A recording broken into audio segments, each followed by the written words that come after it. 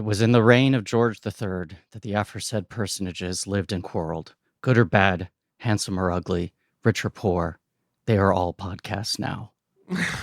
So you're starting with the last thing in the movie. I am, and I'm essentially equating podcasting to death. Yeah, I'm saying that it's the ultimate fate that lies before all of us. It's unavoidable. Right, we'll all have one. Yeah, that makes sense. Right, that's basically the new Andy Warhol line that everyone will end up having at least 15 episodes of a podcast in the future, right? Right. And God bless him. And that's my favorite thing in the movie, in one of my favorite movies ever. It's the title, the end title. Is that silly? No, you sort of spoiled it for me, but I didn't understand how it was going to play out. What did I say to you? Because producer Ben and I saw this movie both for the first time recently, playing at the Paris Theater in anticipation of doing this episode. We were lucky enough that things timed out where we could actually see it on a big screen for the first time before recording.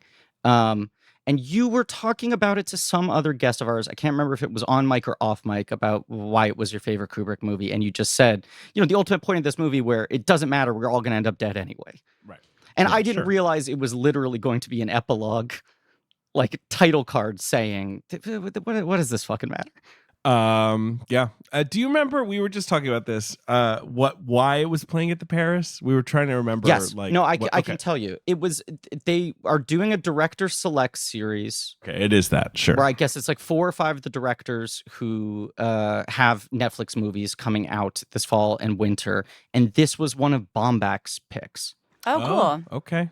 But his picks were weird. I want to pull them up because they were not what I expected. And it feels like different people took the assignment differently, where some people were very much curating, these are the films that were the inspiration for my new Netflix movie. And other people were just perhaps using it as an opportunity to get movies they love projected on a big screen. Sure, right.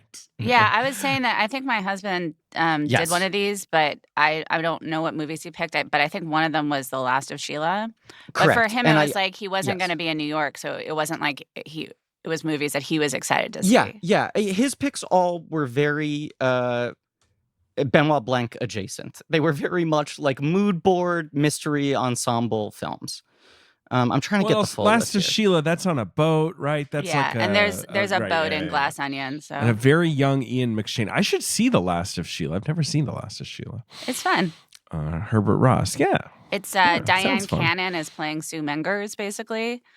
And she's that sort of characterization is very influential to the way that Kate Hudson plays her part in Glass Onion. Sue Mengers, R.I.P.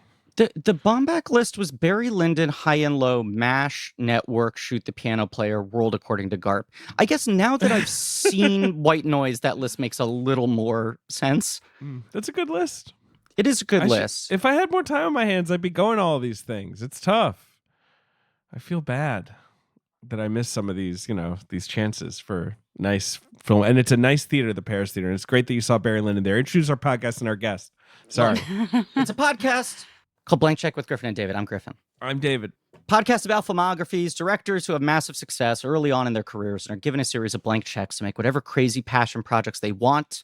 And sometimes those checks clear, and sometimes they bounce, baby. And today we are talking about a film that was a bounce when it came out. I feel like I keep on thinking, well, of course he had this miracle run. Pretty much everything from Dr. Strangelove on is this miracle run of classics. Sure. But this is the one that was the most poorly received at the time, right? I suppose it's more that it didn't do very well financially. I mean, it did. As I was just saying to Karina, it did get a Best Picture nomination. And I guess Eyes Wide Shut was maybe that's received Eyes worse, Wide Shut was wasn't Eyes Wide Shut number 1 at the box office the weekend it opened? But then it was just completely ignored by the Oscars, which is It also dropped a stone at the box office after the first weekend. It opened still big in the middle of the summer. It did okay. Yeah. This movie is a bit of a bounce. Sure, that's fine. Or that's so silly to say about Barry Lyndon. This is what I'm saying. A bounce at the time. It is obviously a movie that has been completely, I feel, vindicated. I think so. But Karina, introduce Karina so I can ask her a question. Our guest today, a phenomenal film critic and film podcast host from, you must remember this, Karina Longworth, one of the most overdue, long-demanded guests in years over us doing this show. Hi, thanks for having me. Hi, Karina. Thank you so much for doing this.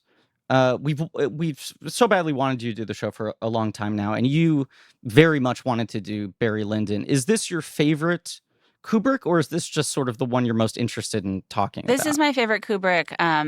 And I mean, for me, it's like this, Eyes Wide Shut, and then there's kind of a drop. It's like those two are the top. Yeah, I'm with you. Right. Yeah. So for a long time, I mean, people are always like, "What's your favorite movie, Karina?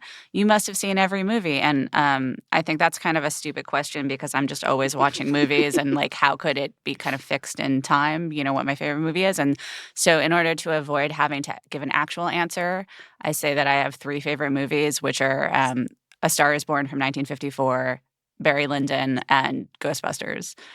Because that just like covers all the bases. Although I think I'm going to replace Ghostbusters with Back to the Future. I think Back to the Future is a more perfect movie. But yeah, so like I would just sort of like drop Barry Lyndon's name in that context. But I actually I had watched the movie a lot in my early 20s, but I actually hadn't seen it in probably 15 years until last night. Oh, wow. Oh, cool. Was it fun to revisit? It's so fun. It's a comedy, guys. It's so funny. Oh, yeah. I know. It's so funny. It's so funny. Oh, Barry's the best. Ben had a real, I mean, we've talked about this, I think, on the episodes leading up to this. Ben had a something of a life-changing experience watching this movie. I feel like this immediately shot up to the list of your favorite of the movies we've ever covered on this show, like within the top 5. It's just nice to see yourself on the screen. Karina, like 5 minutes in, Ben turns to me and he goes, "These are my people." He's just beaming. Are you Irish? Yeah, I'm an Irish scoundrel. Yeah. Yes, Ben related heavily to the mid-talented Irish liar Barry Lyndon. and who hasn't? Who doesn't watch this movie and kind of go like, yeah, We've all been there. Life's some breaks, sometimes they break this way, sometimes like that way. Nice work if you can get it. Yeah. Yeah, I mean, this is a comedy. This is one of my favorite movies, and I've seen it many times. Mm-hmm. It is very funny. But the question I was going to ask Karina, and I feel like this is true, is like, I feel like this was the epitome of when the critical community was like, yeah, Kubrick makes like coffee table books. He makes I cannot deny its beauty, but I am left cold, right? Like when that becomes that's sort of like, slightly unfair read on Kubrick's filmmaking, like becomes codified around here. Again, I don't agree with that. It's certainly not in relation to Barry Lyndon, but like I do feel like that was the reception. It just seems so strange in hindsight because all of his movies are satires. Like I can't think of one. I was after we watched it last night, I was like asking the people I watched it with, like, is there one I'm forgetting? And the consensus was like, well, Spartacus maybe, but is that even really a Kubrick film? Spartacus, right. Spartacus is not satirical, and that is not really a Kubrick film, and that is maybe the only one, I think, yes. I mean, it depends on what you say about The Shining, I guess, but The Shining is very funny. Yeah, I mean, there's... yeah, maybe The Shining. I mean, maybe The Shining is a satire of the novel. I don't know. Sure, yes. I forget which episode it is. One of the ones we've recorded already, but hasn't come out yet. Where I say that like a big realization for me, watching these movies is that I find the comedy in most of Kubrick's other films funnier than Dr. Strangelove. Not because I don't think Dr. Strangelove is funny, but because I find him putting comedy into a movie like this that is not presenting itself as comedic, but is comedic from beginning to end. It is the thing that surprised me because I feel like the last 10, 15 years I've heard, major critical reevaluation of Barry Lyndon where it started to become more acceptable to go, that's his best film. Before, I think that was viewed as a contrarian opinion. This and Eyes Wide Shut are the two that it really feels like have gotten their due in the last 10 or 15 years and sort of a sea change. And I would always hear people say, the secret to Barry Lyndon is that it's like really funny. And I assumed it was going to be one of these things where it's like, well, it's operating satirically on a very quiet wavelength.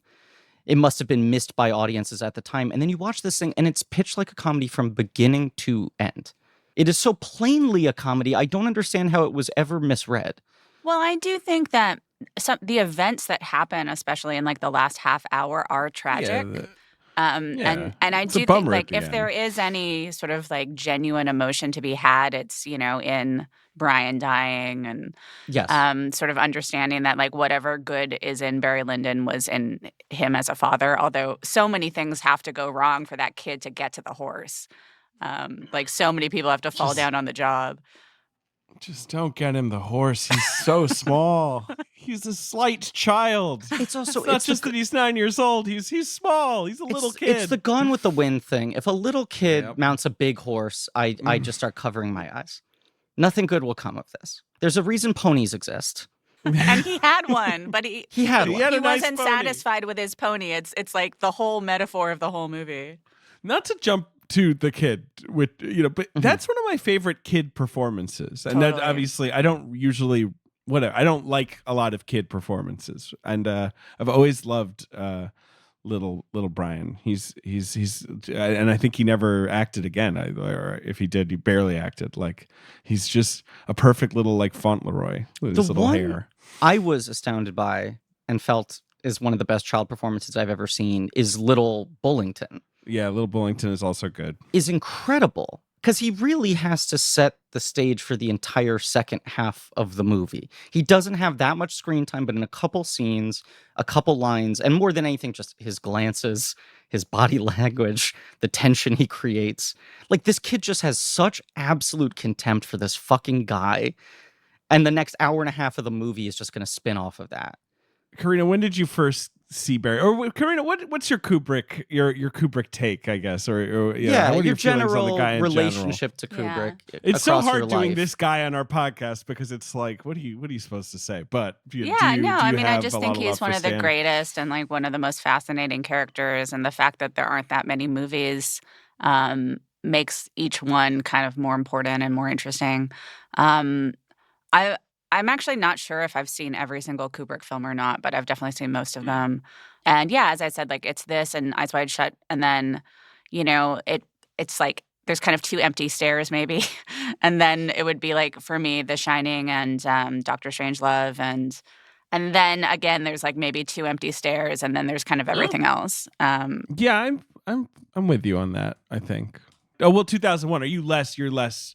Well, 2001 is like 2001. I think maybe I just kind of burnt out on it when I was a teenager. Like I was a pretty precocious teenage stoner, and like, you know, at age 13, hanging out with 17-year-olds and doing things like getting really stoned and going to midnight shows of 2001.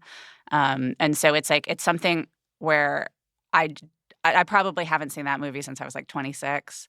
So that's 16 years.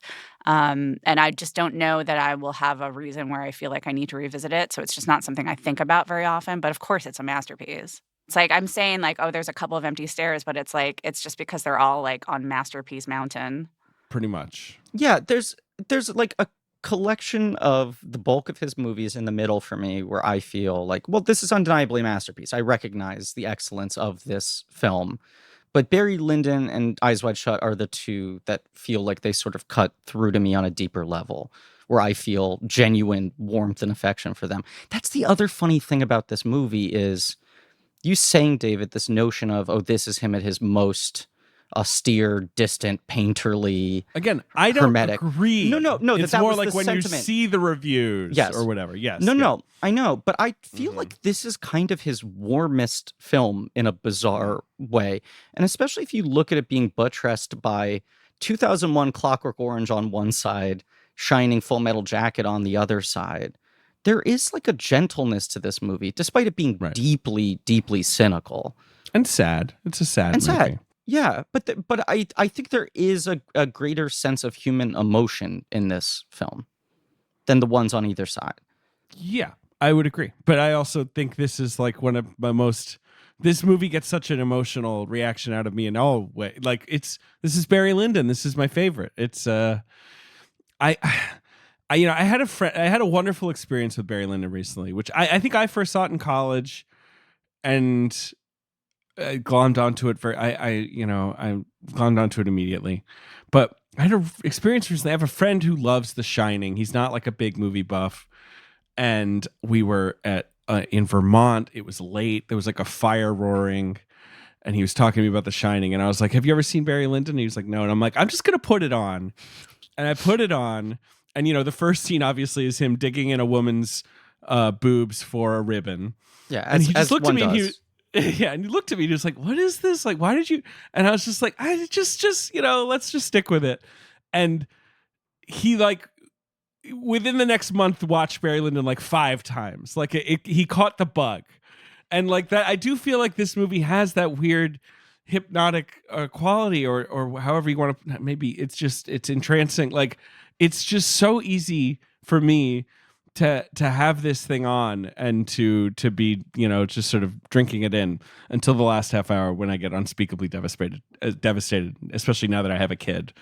But anyway, don't let her ride a horse. It's very easy. Don't let her ride a horse. It's the one thing Ben's parents clearly did correctly was not letting him ride a dang horse until his 30s. When I was ready to. When you were ready. When you were adult. No horses, no skiing. I don't like any of that stuff. No. Yeah. David, Karina, can I ask you a question? So Yes. when you first saw this movie, was it on 2 VHS tapes? It may have been on DVD. It may have been on the white DVD. You remember the sort of the the white Kubrick box set? director, the Masterpiece Collection or whatever it was called. Did you watch it on Yes. VHS, Karina? Yeah, I worked at a video store, and I decided that I was just gonna take home all the movies one by one that were on 2 tapes because those were probably important. Right. And so they always looked because they were so big. Those brick, Yeah, and a lot of them I had seen before. Like my dad had the 2 tapes of The Godfather and the 2 tapes of Once Upon a Time in America and stuff like that. But there was, some that I hadn't seen, and Barry Lyndon was one of them. And so I took home the 2 VHS tapes, and I kept. Because at the video store I worked at, you could take home whatever you wanted. You didn't have to check them out on the computer. And I just kept it at my house for a really long time because I just kind of kept watching it. And so nobody could check out Barry Lyndon for a while. Were people coming up and being like, hey, do you have Barry Lyndon? And you were like, no. Every now and then, yeah. And I would be like, oh, yeah, it's lost. I don't know. This is also a movie that has its proper intermission, its proper break, where the separation of the 2 VHSs is clean, I would imagine. It works as 2 meals. Yeah. I know. The separation in the story is so perfect. Right. That's what I'm saying. It's designed to be split up into VHS tapes. It's almost like that was Kubrick's intent, the ideal way he wanted to be watched. I definitely did first watch it on a 10-inch TV, though. That would be if I was watching it in college. I'm almost certain. And I loved it all the same. I mean, we weirdly haven't touched on this at all, but that's this constant source of relitigation with Kubrick's films is what is the correct aspect ratio, because he was often trying to account for making images that would work well both on a big screen and on a TV. As much as he was framing for theaters, he would sort of make sure there was the contingency plan of it will work on VHS, especially once that took off. And I feel like it's always, you would hear about Vitali fighting Warner Brothers, fighting fans over what was the way he wanted it to be seen, and should home video presentations of the movies now be the theatrical presentations or what he approved for home video, now that home video is obviously much higher fidelity and screens are bigger and all of that. Yeah, they had pan and scan. That was the only way to see it. Right? These sort of carefully put together pan and scans for 2001 or whatever. But right, that was he would the video supervise, I think. know. Yeah. Right. So Barry Lyndon, Karina, do you know where this comes in his? Let me look at our research here. Yeah, where this comes in Kubrick's career. Obviously, it's after Clockwork Orange, and it comes out of he's trying to make Napoleon. That's what's happening for him in the early 70s. He's ready to make his period epic. Right. And I feel like we talked about this on the 2001 episode, Griffin, right? We've been going wildly out of order, so it's hard to now chart when we've talked about what. But MGM, was going to fund the Napoleon movie that didn't end up happening, obviously. This movie is Warner Brothers, right? Yes, this is Warner Brothers. But they were going to start we've talked about all of this, but like, he read every single book. He wanted Jack Nicholson to play the role. He was scouting locations for Napoleonic battle scenes, everything like that. And it just never came together because MGM got spooked because big costume war epics were just starting to flop over and over again at the box office. There's these movies like Waterloo and Charge of the Light Brigade and Sailor from Gibraltar, like all these movies that just didn't work. Yeah, Hollywood never really got over the failure of Waterloo. It was kind of their Waterloo. All right. Thank you. Yeah. Thank you. So there's some, I guess there's always been like, because this movie has people in tricorner hats, I think people have long thought that Lyndon like took his Napoleon research and started putting it into Lyndon, but that's not true at all. Obviously, this is set way before Napoleon was alive. And it's just kind of the classic thing. Every time you dig into like, hey, why did Kubrick make this next? He's always just like, oh, I really like the book. Like, because he's always drafting off of a book. Mm-hmm. And he's always just pulling things off of the shelves and finally saying that, he like tapped into the story. Has anyone read, Karina, have you read Barry Lyndon by Thackeray? No, I have not. I've read Vanity Fair. So have I. But I haven't read this one. Vanity Fair is the only one, but like the only Thackeray I've ever read. But like I feel like he's the king in the Victorian era of like the anti-hero or whatever, or the non-heroic novels, right? That's sort of his thing. He would dare write these big epics that were not about particularly sympathetic characters. Yeah, Trollope did that too, but Trollope's stuff Trollope. was like serialized and then became novels largely. I had a major Trollope phase as a kid. What's that? That whole series, the Palliser novels, Mm-hmm. right? I read like 4 of those. I should. Palliser goes to camp. Palliser scared stupid. Exactly. Yeah. The Way We Live Now is kind of great. The Way We Live Now. It's like this big, but I think I saw like a BBC Way We Live Now, possibly with David Suchet. Is that right? I think that checks out. Yes, I think that is my only. Yes, David Suchet. Here he is. Yeah, this looks fun. Matthew McFadden, Shirley Henderson, Cillian Murphy. I'm sure this rules. I should rewatch this. But anyway, no, I've never read Barry Lyndon, but Kubrick picks it off the shelf. He had said at one point he considered turning Vanity Fair into a film, but he couldn't figure out how to compress it into a feature length because it's so sprawling. But I guess Barry Lyndon, because it's focused on this one guy and it's got the through line of his journey through life, he was much more able to pick. This is one of the rare like written and directed by Kubrick's, like no co-writer. Yeah. But you're you're not right. handing it off to someone. Yeah, You're right, David, that, Lyndon as a fictional text and Napoleon as a real guy are not so similar beyond being different eras. Their narratives are different. There are certain, commonalities, but it does feel similar to Full Metal Jacket coming out of him trying to make a Holocaust movie. Like his head is in a very general space. He's obsessed with a subject he cannot totally figure out how to get his mitts around. And then he finds a sort of simpler, cleaner narrative that allows him to explore some of the subjects he's been thinking on, but perhaps with a lot less of the pressure, Like he's able to make a period film about society and hubris here with this guy without the having to stage Napoleon's entire life and read 8,000 books, as you're saying. Like the years he spent trying to figure out, to give himself the confidence to feel like he was ready to make Napoleon versus just reading Barry Lyndon once and then going, oh, I could just adapt this. I could just take this book, copy it into a screenplay and make this right now. This narrative is ready. Just,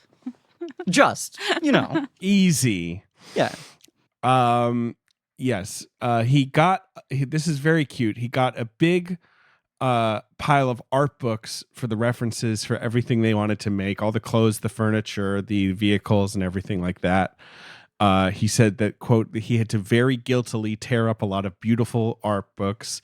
They were all fortunately still in print, so it felt a little less sinful. It's just funny to think about Kubrick feeling guilty doing this. Just ripping pages and crying. Right.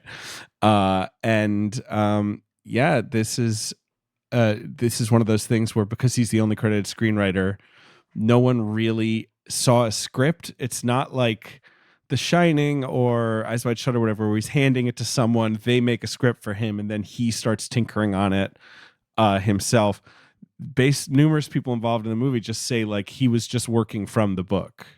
Clearly he did write a script. He had a draft or things like that. But I guess, he really was just taking the book. I know I really want to read the book. But he did change the ending. In the book, Barry gets pensioned off, and Bullingdon comes back after that happens and finds Barry and beats him up. Which sounds fun. So the whole duel is Kubrick's creation. Yes. He just thought it was not credible.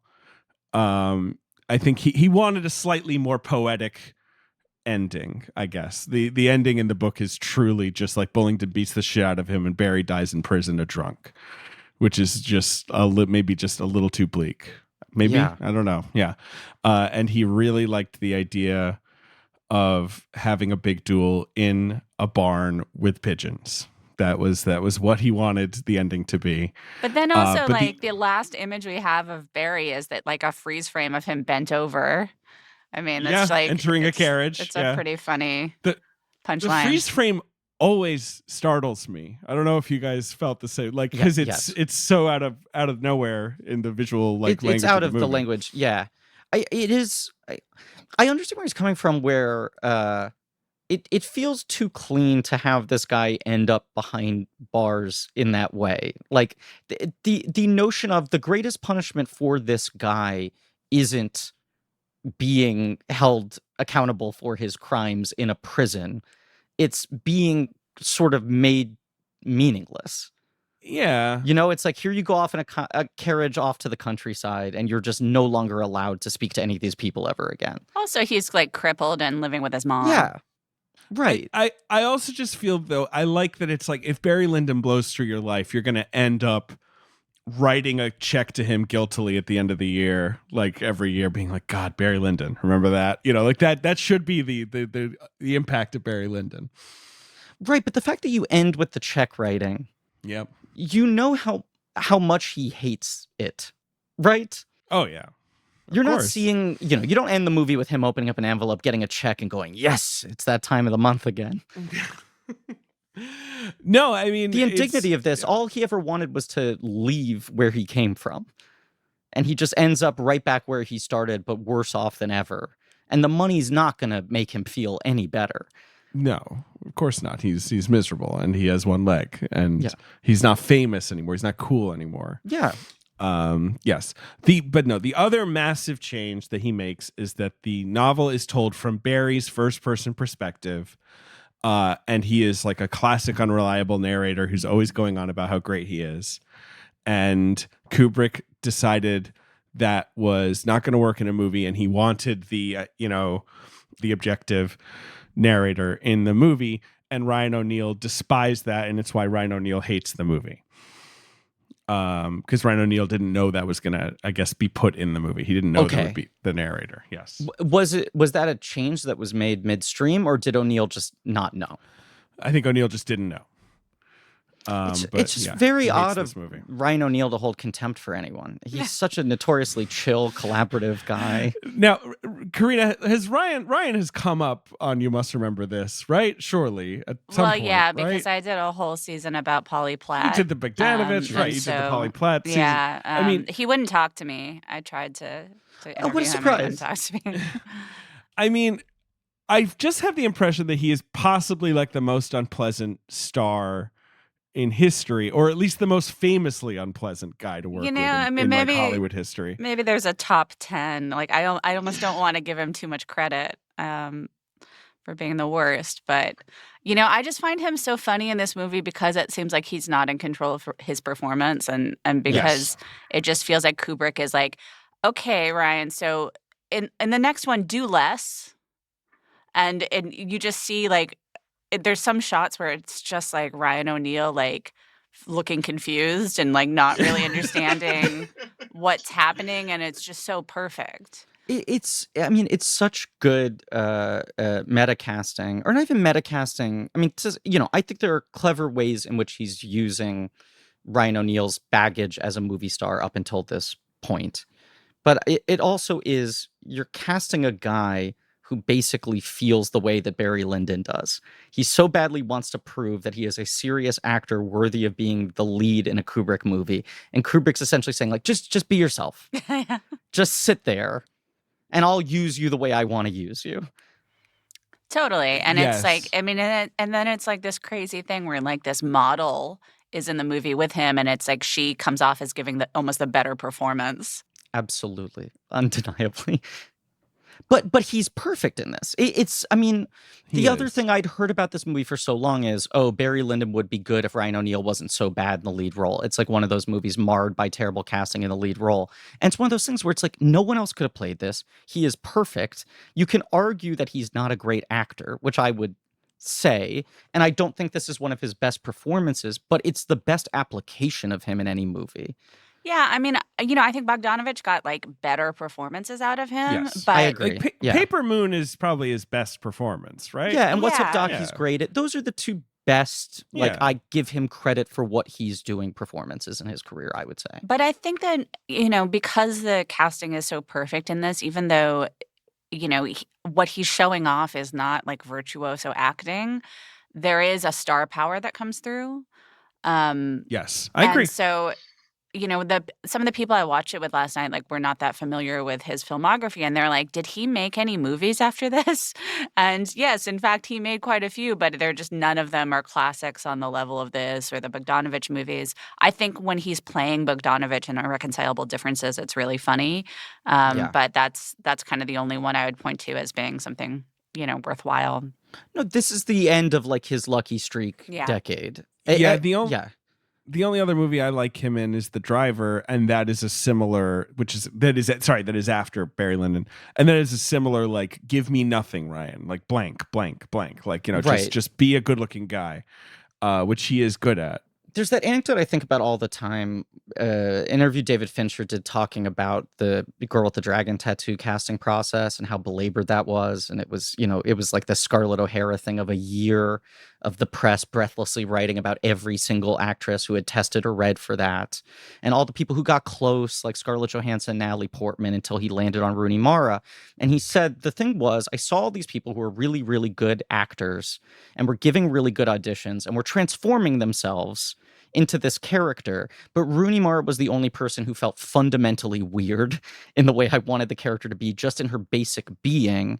And I think you need to cast people based on whatever the core fundamental quality you need is for that character, because if it's 3:00 in the morning and you're on a 200th take and you're 100 days into production, you need the thing that's still going to be there in them, that cannot be, beaten out of them, that they're never going to be too tired to deliver the core essence. And it's like, that's the Ryan O'Neal casting here. I forget who it is, and I've quoted this before, but some entertainment writer, it might have even been just a tweet, asking, is Ryan O'Neal the most fundamentally unlikable actor to ever become an A-list star? And it is funny to think about, because outside of Love Story, which is almost bizarre that the movie is such a big hit with him in it, the things like the Bogdanovich movies kind of riff off of him being a shitbag, And it's not like he was this sort of cad where it's fun to watch him like work his way through situations. It's not like he was Gene Hackman where it's like, oh, he's a compelling son of a bitch. He just always was this guy who was kind of annoying and insincere and arrogant. Yeah, but in a weird way that sets up really good, interesting female performances. Yes. Yes. As like in these like 4 movies that we just mentioned, like Pretty Woman, Paper Moon, What's Up, Dog, Barry Lyndon, and Irreconcilable Differences. It's like all of them have female performances that like pop out, and that he's kind of what he lacks, it allows the actress to provide. That's an amazing point. Yes. I think even Love Story, you could say that. Yeah. Yeah. No, and it is, I think, I don't give him credit for it. I don't think it's out of generosity, but people talk a lot about major A-list male stars not wanting to take roles where they're secondary to the female lead, where they're supporting her story. I mean, certainly he didn't think that was what was happening in Paper Moon, and allegedly he punched Tatum O'Neal when she got an Oscar nomination, and he didn't. On the set of this movie. Yeah. I mean, I believe the reason we know that story is because of Kubrick's wife telling it. Yeah. No, yeah. I mean, I think it was a thing that drove him crazy, that every time he made a film, the other person popped harder than he did. But it is then crazy that he had this run of working with good directors on wildly, beloved films with incredible performances. And then, it does feel like he just sort of self-destructed after that. And yeah, it is this weird combination. I mean, we're talking about, like, is he the most despised actor in the history of Hollywood? Is he the most toxic, movie star ever? Maybe he's not number one, but it's the odd combination of there are people who were really charming and compelling on screen, and then you hear nightmare stories about them. It's rare that there's a guy like this where his basic movie star quality was being kind of unlikable, and then also you hear that he was even worse off set. And yet he was a leading man. He wasn't playing the heavy, He's an odd fucking figure. Yeah, he is. I do love him in this movie. He does seem like a huge asshole. He hated that he wasn't narrating it. He said, I didn't see the movie for a year and a half. When I did, I didn't know what I saw. I still don't. Some people like it. Some people fall asleep. But his take is, I was supposed to narrate the movie. Kubrick got some bored Englishman to do it. And if he's bored, what's the audience going to be? Weird take, but okay. Yeah. What's the audience going to be? Having a great time laughing at you. That's the answer. Having a fucking ball rolling in the aisles. Stanley, he said Kubrick wrote him a mean letter because he was mad that Ryan didn't like the movie. And I wrote him back saying, look, the movie I saw was like walking through a museum, which is all right, but we shot an adventure story. And that was it. But Ryan O'Neal. He thought he was making an adventure story? Like, the guy does have an adventure. He joins the army, and then he's in a different army. There are duels. There's romance. But, like, does he think this movie is like an inspirational tale of this guy on the come up?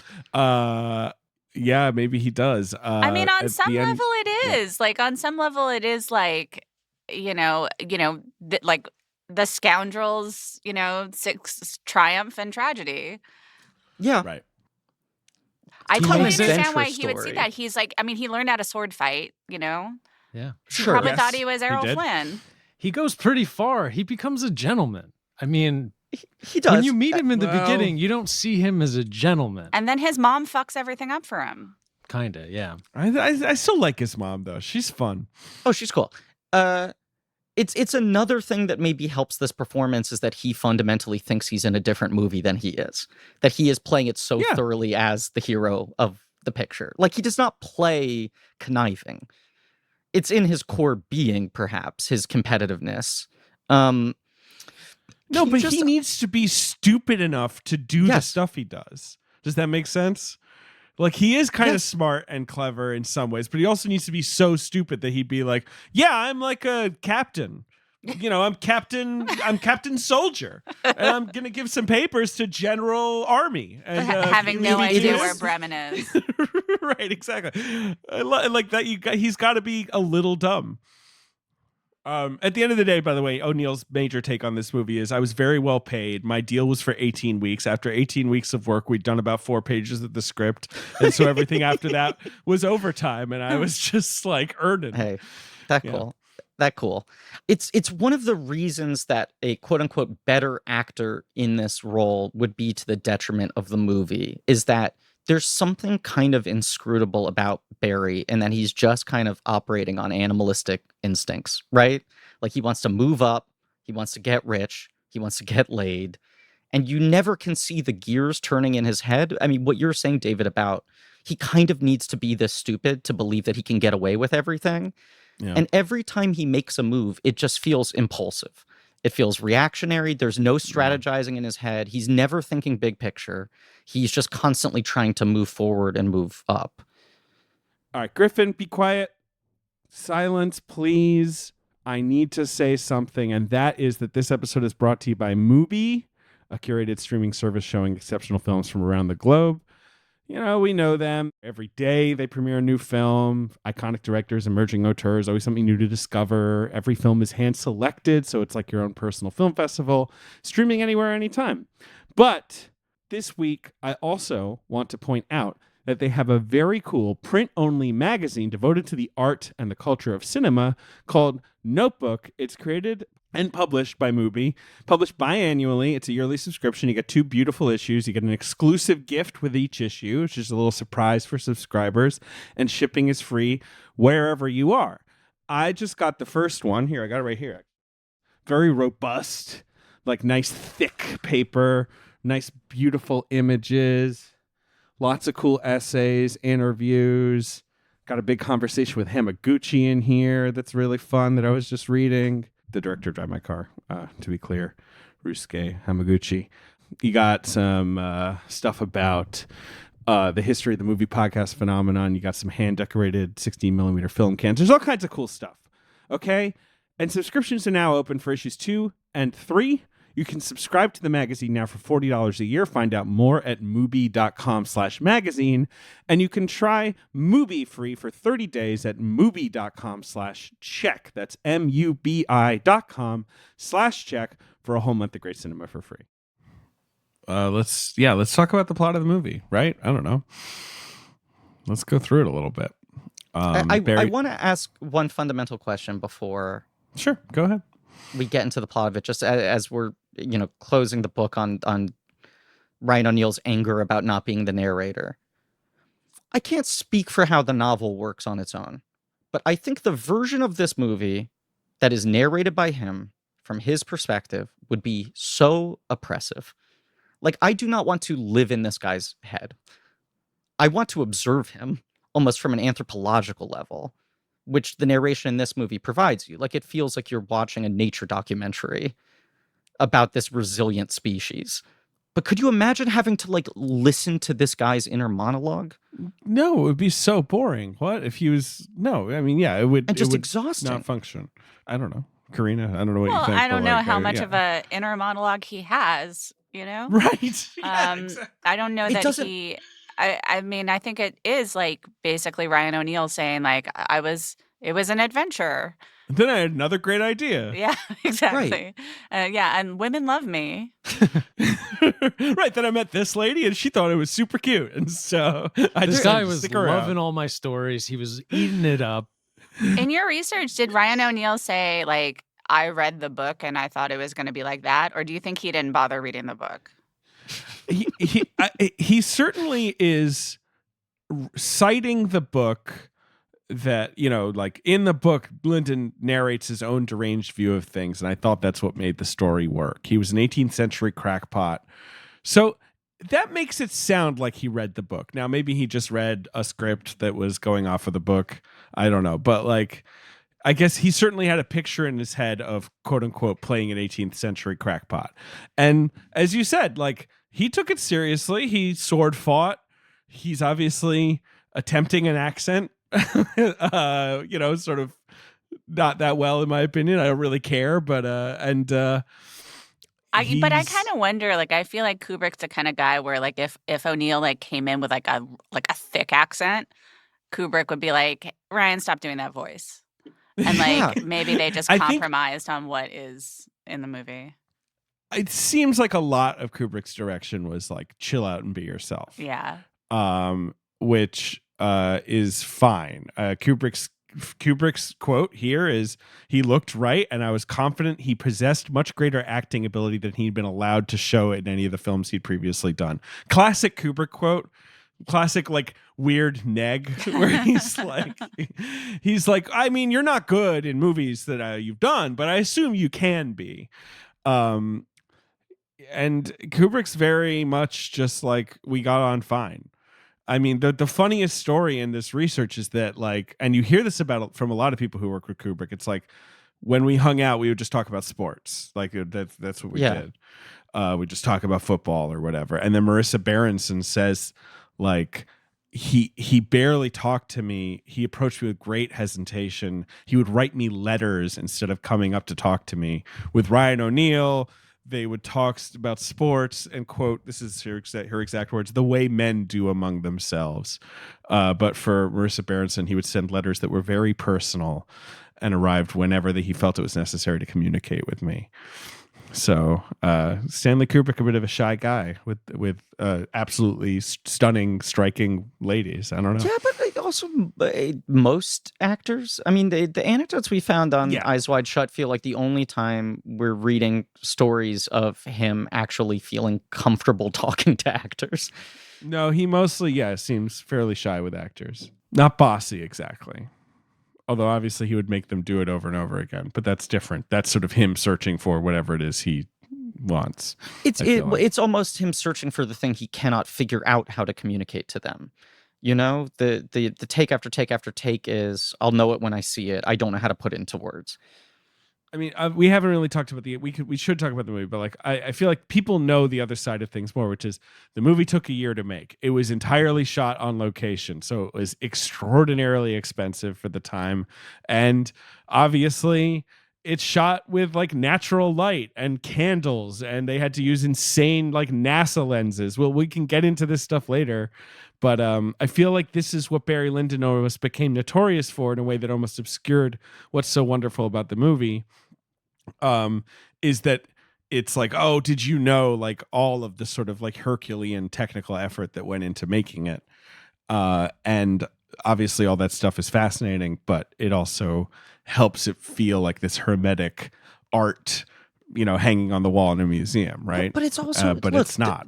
The four movies, on either side, 2001, Clockwork Orange, Shining, Full Metal Jacket, are all movies that are so crisp, like so kind of like knife sharp, ice cold, incredibly controlled, absurdly sharp focus. This movie has this warmth to it visually that isn't just the use of candles and everything, but the fact that they're, the low light gives it this softness and this warmth. And I do think the compositions in this movie, as much as they're painterly, don't feel as controlled. They do feel a little more organic and romantic to me. It feels bizarre for this to be the movie where people finally got fed up and said, oh, he's too caught up with his images. Yeah, I don't know. It's the best. It begins with Barry Lyndon in 1750s Ireland. His dad is dead, killed in a duel, right, over the sale of horses or something. He's a bit of a mama's boy. God bless. His mom's great. And he's in love with his cousin Nora, and he's playing flirty ribbon games with her, but she's got to marry a very priggish captain. I love that guy, Leonard Rossiter, who plays Captain Quinn. He's got such a face, the whole time when he's like, I'm trying to do his face. Him dancing. Like that, Yeah. He's so good. There's such good physical comedy. He's such a goof. And then the incredible joke later where Barry Lyndon has to say, like, wait, are there two Captain Quinns?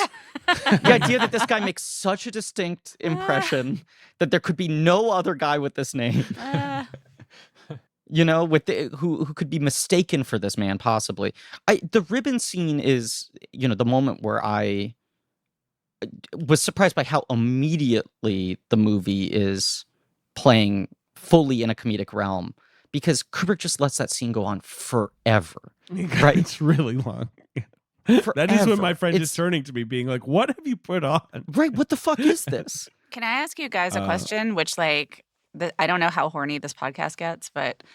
Oh, very. Please, go ahead. Yeah. Do you think that he has sex with his cousin, or do you think he's a virgin when he meets the German lady? He does not operate like a virgin in that scene with the German lady. Yeah. I wonder if he has sex with the cousin or not, but I don't feel like that's his first time. If I know Barry the way I do, I have a feeling. Yeah. I think he's fucked. Or at least someone. they like roll around. They're rolling around in the hay, right? Like, doesn't the whole Barry Lyndon, like, you roll with that guy in the hay at the very least. Maybe you're not going all the way. He's not stopping at ribbon stuff. He's going further than that. Yeah, and it's definitely. just like if he's the scene with the German lady, he is so masterful in his manipulation of that situation. That is not someone who feels the pressure of fuck, am I about to lose my virginity? Like that doesn't have the urgency But of I some high wonder school if idiot. he's like such a sociopath that he's like, I'm gonna play this. Like I do this every day. He, to me, has the sociopath energy of someone who like lost their virginity at 12, though. I mean, look, my whole thing is there was nothing to do back then.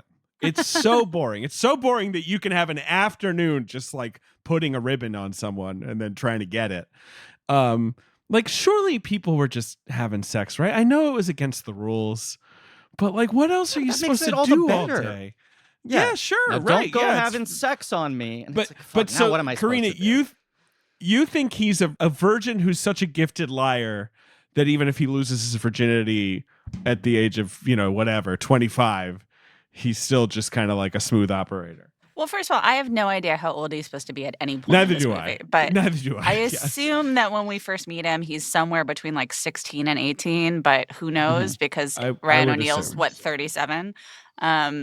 So, yeah. So basically, like, one of the things that I love about the character and also why Ryan O'Neal is perfect casting is that he becomes this guy who's like, I know I can just get it. Like, I know women just, like, I know how to just get it from women.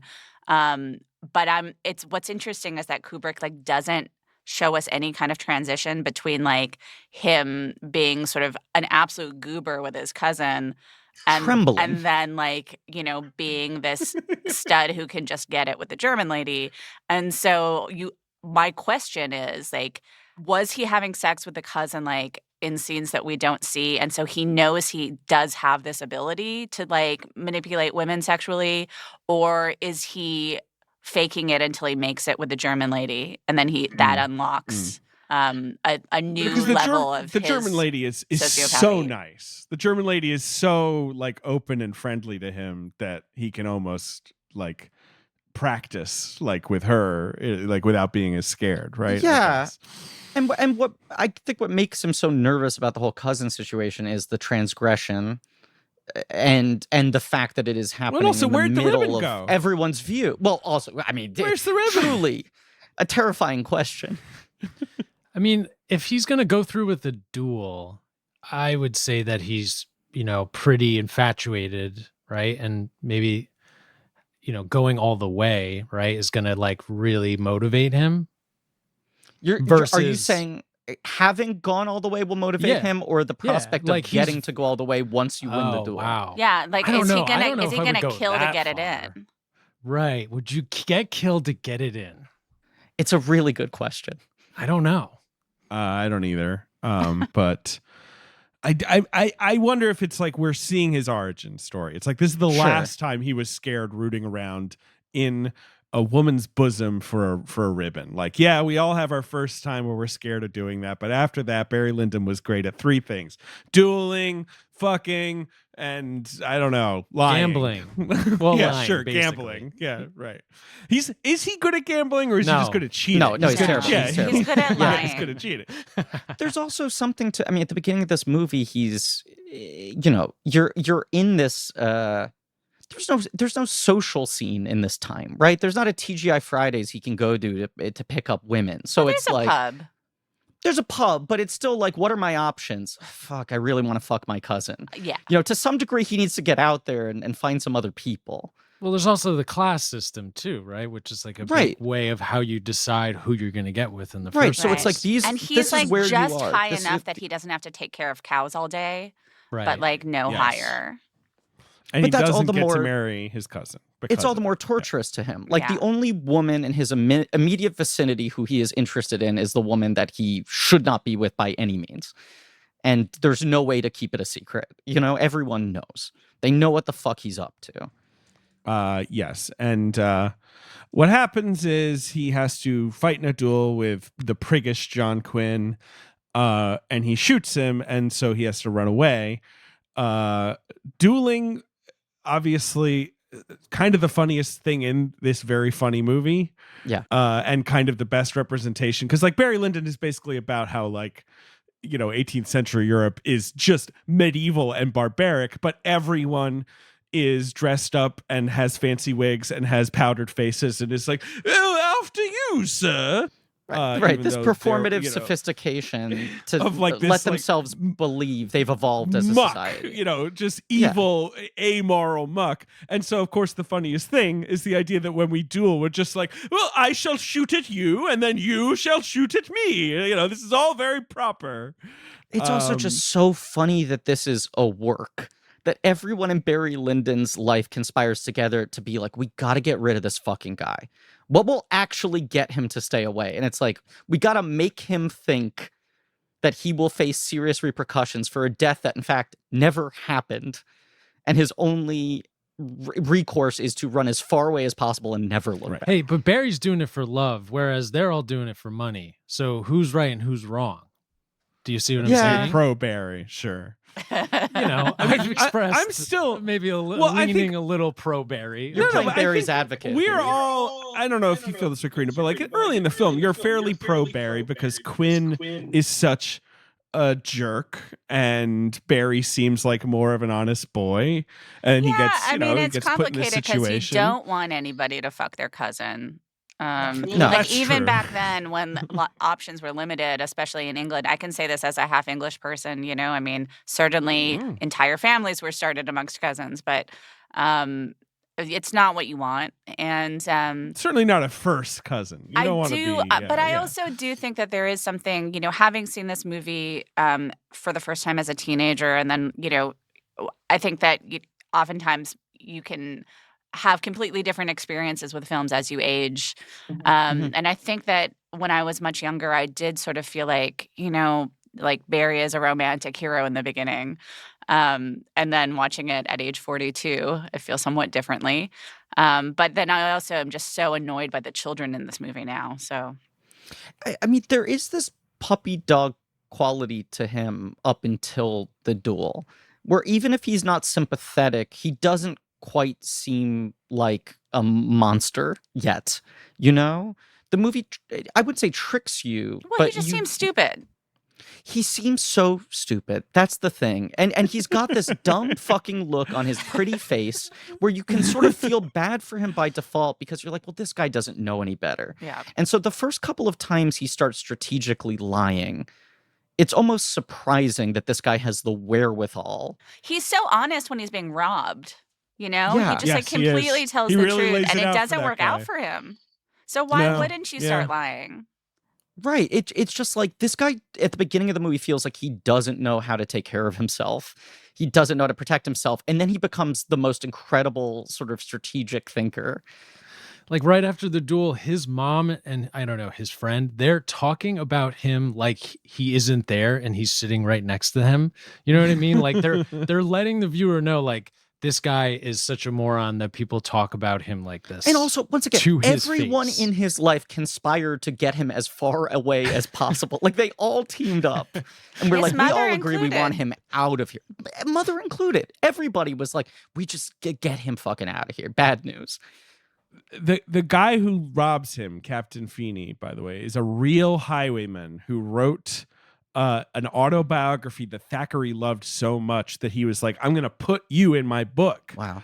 So he's being robbed by like a famous highwayman like that. So when that guy's like, look, I've heard a lot of stories. Yours is pretty good, but money, please. Like that does not change. So Captain Feeney, the highwayman, steals his money. So he has no recourse except to join the British Army. And the first thing he does, I guess the first thing he does is he fights the other guy in the army, right? Is that before the battle? We must form a square. Yes, right. Another example of ridiculous gentlemanly rules being imposed on like brute violence. But also just immediately wanting to stir up shit when he gets there, It almost feels like he's fresh meat at a prison trying to prove his worth so everyone backs off. I love the guy feeding him lines. He's so great in that scene. Yeah. I also love his captain. What's his Captain Grogan. Godfrey Quigley is the actor. That guy's a G. He's also kind of a scoundrel, and that's why they like each other. Right. I believe he's also he's a prison warden in Clockwork Orange. There's a lot of overlap with Clockwork Orange in these casts. Because and with The Shining as well, Kubrick reused guys. But it does feel like all these supporting actors are giving Monty Python performances in like a good way. Yes. Like they're all on this wavelength that everyone other than Barry is. They're sort of all playing the humor that Kubrick recognizes, and Barry is very straight and steadfast in it. Corporal Toole is the one he fights at the beginning, right? It sounds right. Who's Pat Roach, who's like that stuntman who exists 5 times over the Indiana Jones movies, plays like the German mechanic and the thuggy guard, whatever. It's just this ultimate like big British unit tough guy for smaller heroes to fight. He was also he's the bouncer at the milk bar in Clockwork Orange. That guy. Yes. I really like all of that. But I mean, the thing I like the most just is the depiction of the 7 Years' War. It's just walk that way. Slowly. Don't even run. Just walk while we play the fife and the drums, and they're just going to keep shooting at you until you get to them, and that's when that's when we unleash our deadly counterattack. Song's catchy though. Yeah, definitely. I was whistling it this morning, setting up for the episode. Ben was air drumming in the theater. I was headbanging to it. And then you turned to me and you said, "You just never get a good timpani in movies." You don't. But yeah, I don't know. What did anyone make of all the sort of British war stuff?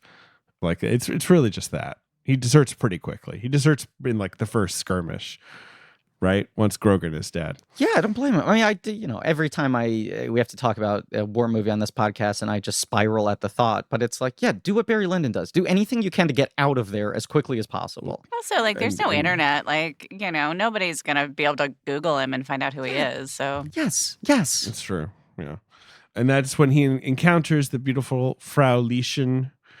Who's that actress? She's great. Gay something. Is it Gay Hamilton? No. Gay Hamilton. Oh, that's the cousin. Is Nora. That's the cousin. Yeah. Yes. Yeah. I don't. Oh, Diana Corner is her name. Yeah, she's a nobody. It's not a nobody. That's rude. But she didn't do a lot of movies. This is maybe her only English language film. It seems like she mostly did German films. But I feel like that is the first scene, like Karina was saying, where suddenly it's like, oh, Barry is like flexing his charm muscles in ways we haven't seen before. Yeah. And even though he is still a dope who barely knows how to, stay one step ahead of a conversation. But he's weaponized it. Yes. And then after that is when he encounters Captain Podsdorf and briefly pretends to be on his level, but is arrested essentially and enlisted in the Prussian army. Okay, it's not that easy to impersonate an officer. Right. Well, give him some credit. I feel like I'm gonna keep defending Barry a little bit here and there. Like, I don't think we could pull that off necessarily. I also just think it's kind of stunning to watch how quickly he swerves. Yeah. He's arrested for impersonating an officer, and he's like, okay, but hear me out. What if I started fighting for you guys? Right. Well, it's all he can do, really. I mean, it's that or be shot. I don't think he's left with much of a choice. Yeah. But you're saying you're impressed that he makes the most of the situation, right? I mean, then he saves the guy's life, and then the guy is like, okay, well, we're just going to make you a spy. Right. He's like a hermit crab of status. He just constantly needs to find the next shell that he can fit into and ride that out as long as he can until something new presents itself. And it's truly just move forward, move up. Well, he truly can't go home, like, especially after he knows that his cousin did marry that guy and everybody in his town conspired to get rid of him. Yeah. You can't go home after that happens. Yeah, that's true. There's no looking back. Yeah. He can't go home and be like, I found out that you guys staged an elaborate duel just to make me leave. Like, that's too embarrassing. Yeah. So instead he joins the Prussian army, which is worse. Yes. I mean, it's almost like, again, like being a British person, like I have it like very deeply in my DNA, this class consciousness and this understanding of how, for most people in British history, this feeling that like where you're born into is where you die, and it's hopeless, and like there's so much discouragement to even try to rise. And so when you are somebody like him who's like, I can't go back to where I'm from, so I have to scramble to something else. On one hand, it's like there is even more of a desperation than there would be in another society. But on the other hand, you're also hated by everybody else. Karina, I did not know you were British. Yeah. I am also British. Wait, I'm sorry, what? My on my dad's side of the family, Longworth. Sure. Yeah, and then It should have been a tell, maybe. So it's like I'm Eastern European Jew on the maternal side. So Karina, we're the same. I mean, we're not exactly the same, but my mother is an Eastern European Jew, and my dad was an Englishman. Yeah, so I have, yeah. I'm short. I don't know what to say. I'm tall. I have potato farming legs on both sides. Okay, sure. Yes, I am English, Griffin. Did you know that? No, I hadn't heard that. I can't believe it's only coming up now 8 years into the podcast. Yeah. Anyway, you're right, of course. I mean, and like Barry Lyndon's class, like you say, it's not like when the movie's beginning, he is not like a peasant, obviously. Like he has enough status that he can sort of see into, the higher echelon of society. That's he why has enough to know what he doesn't have. Right. He's scraping to be more against acutely it. aware. Right. And I guess one thing I love is it's like, is Barry good? He wins a medal in the Prussian army for like saving his captain's life, but like we never see him being good at being a soldier. I feel like Kubrick's like, that's irrelevant. Like, well, he's I'm like not shooting interested out in of like that window. the heroism. Yeah, he shoots out Sure. of the window. Yeah, right. We get that one thing. The portrayal of war is funny in that no one's screaming. Everyone's just kind of like it's matter of fact in a weird way. They get shot too fast to scream. Yeah, and That's I think true. it's also what David's saying of like, this is a time when they are really trying to dress everything up in an air of civility Yes. and class to act like war is no longer barbaric.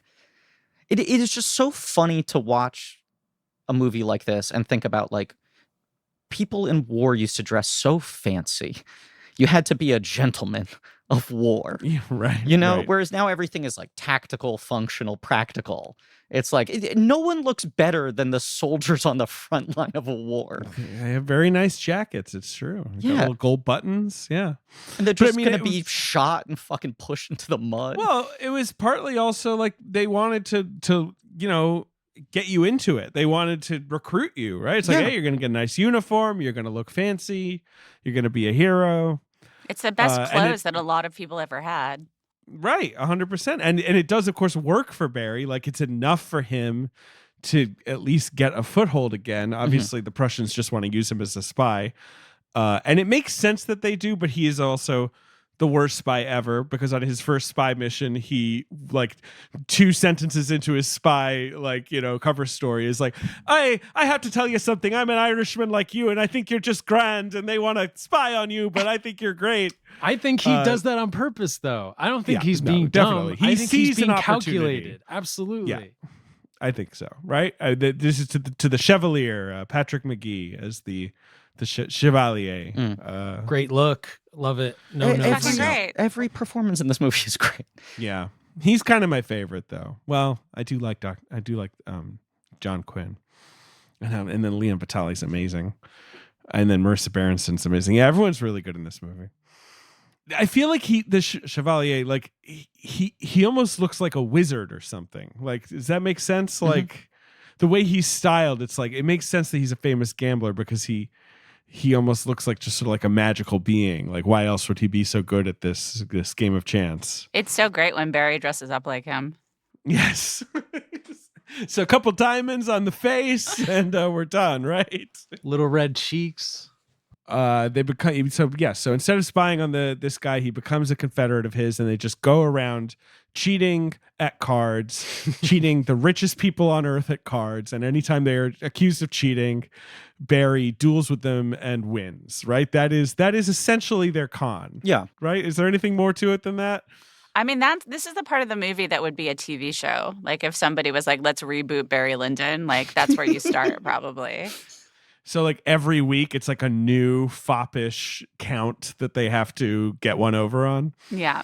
But also, I mean, like, I do think Paper Moon is probably his best performance in terms of him consciously knowing what he's doing. He is incredibly good at playing con men.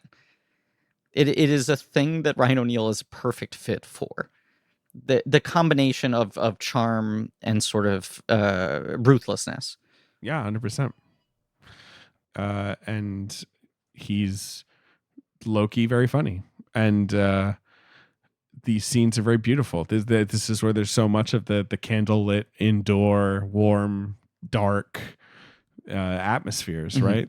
Like, you know, and just the way, like the negative space, like just these gigantic empty fucking houses where like basically none of them are being used. Like every time you just see a little table set up in one of those rooms and there's just nothing around anyone for a mile. I feel like I'm always laughing. Like it's so hilariously impractical to live in these houses.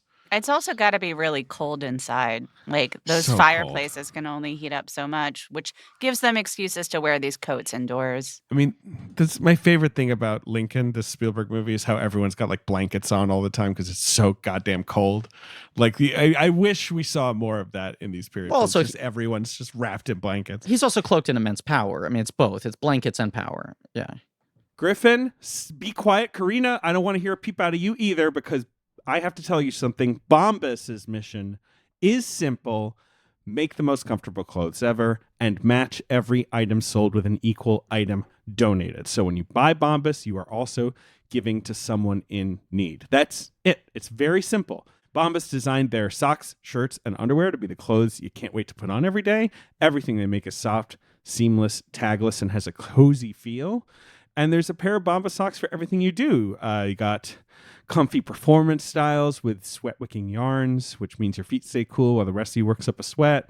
They got no-show socks designed for comfort while being specifically engineered to never fall down, to let your ankles be free to soak up the sunlight. They got these nice t-shirts with invisible seams and soft fabrics. They hang just right. Very, very good weight on those. And they got this very breathable underwear that fits really well. It feels like you're wearing nothing at all in a good way. I'm wearing it right now. I will confess, I'm also wearing Bombas socks right now. I think that's it. Yeah, I don't have a t-shirt on, but I do have some of their t-shirts.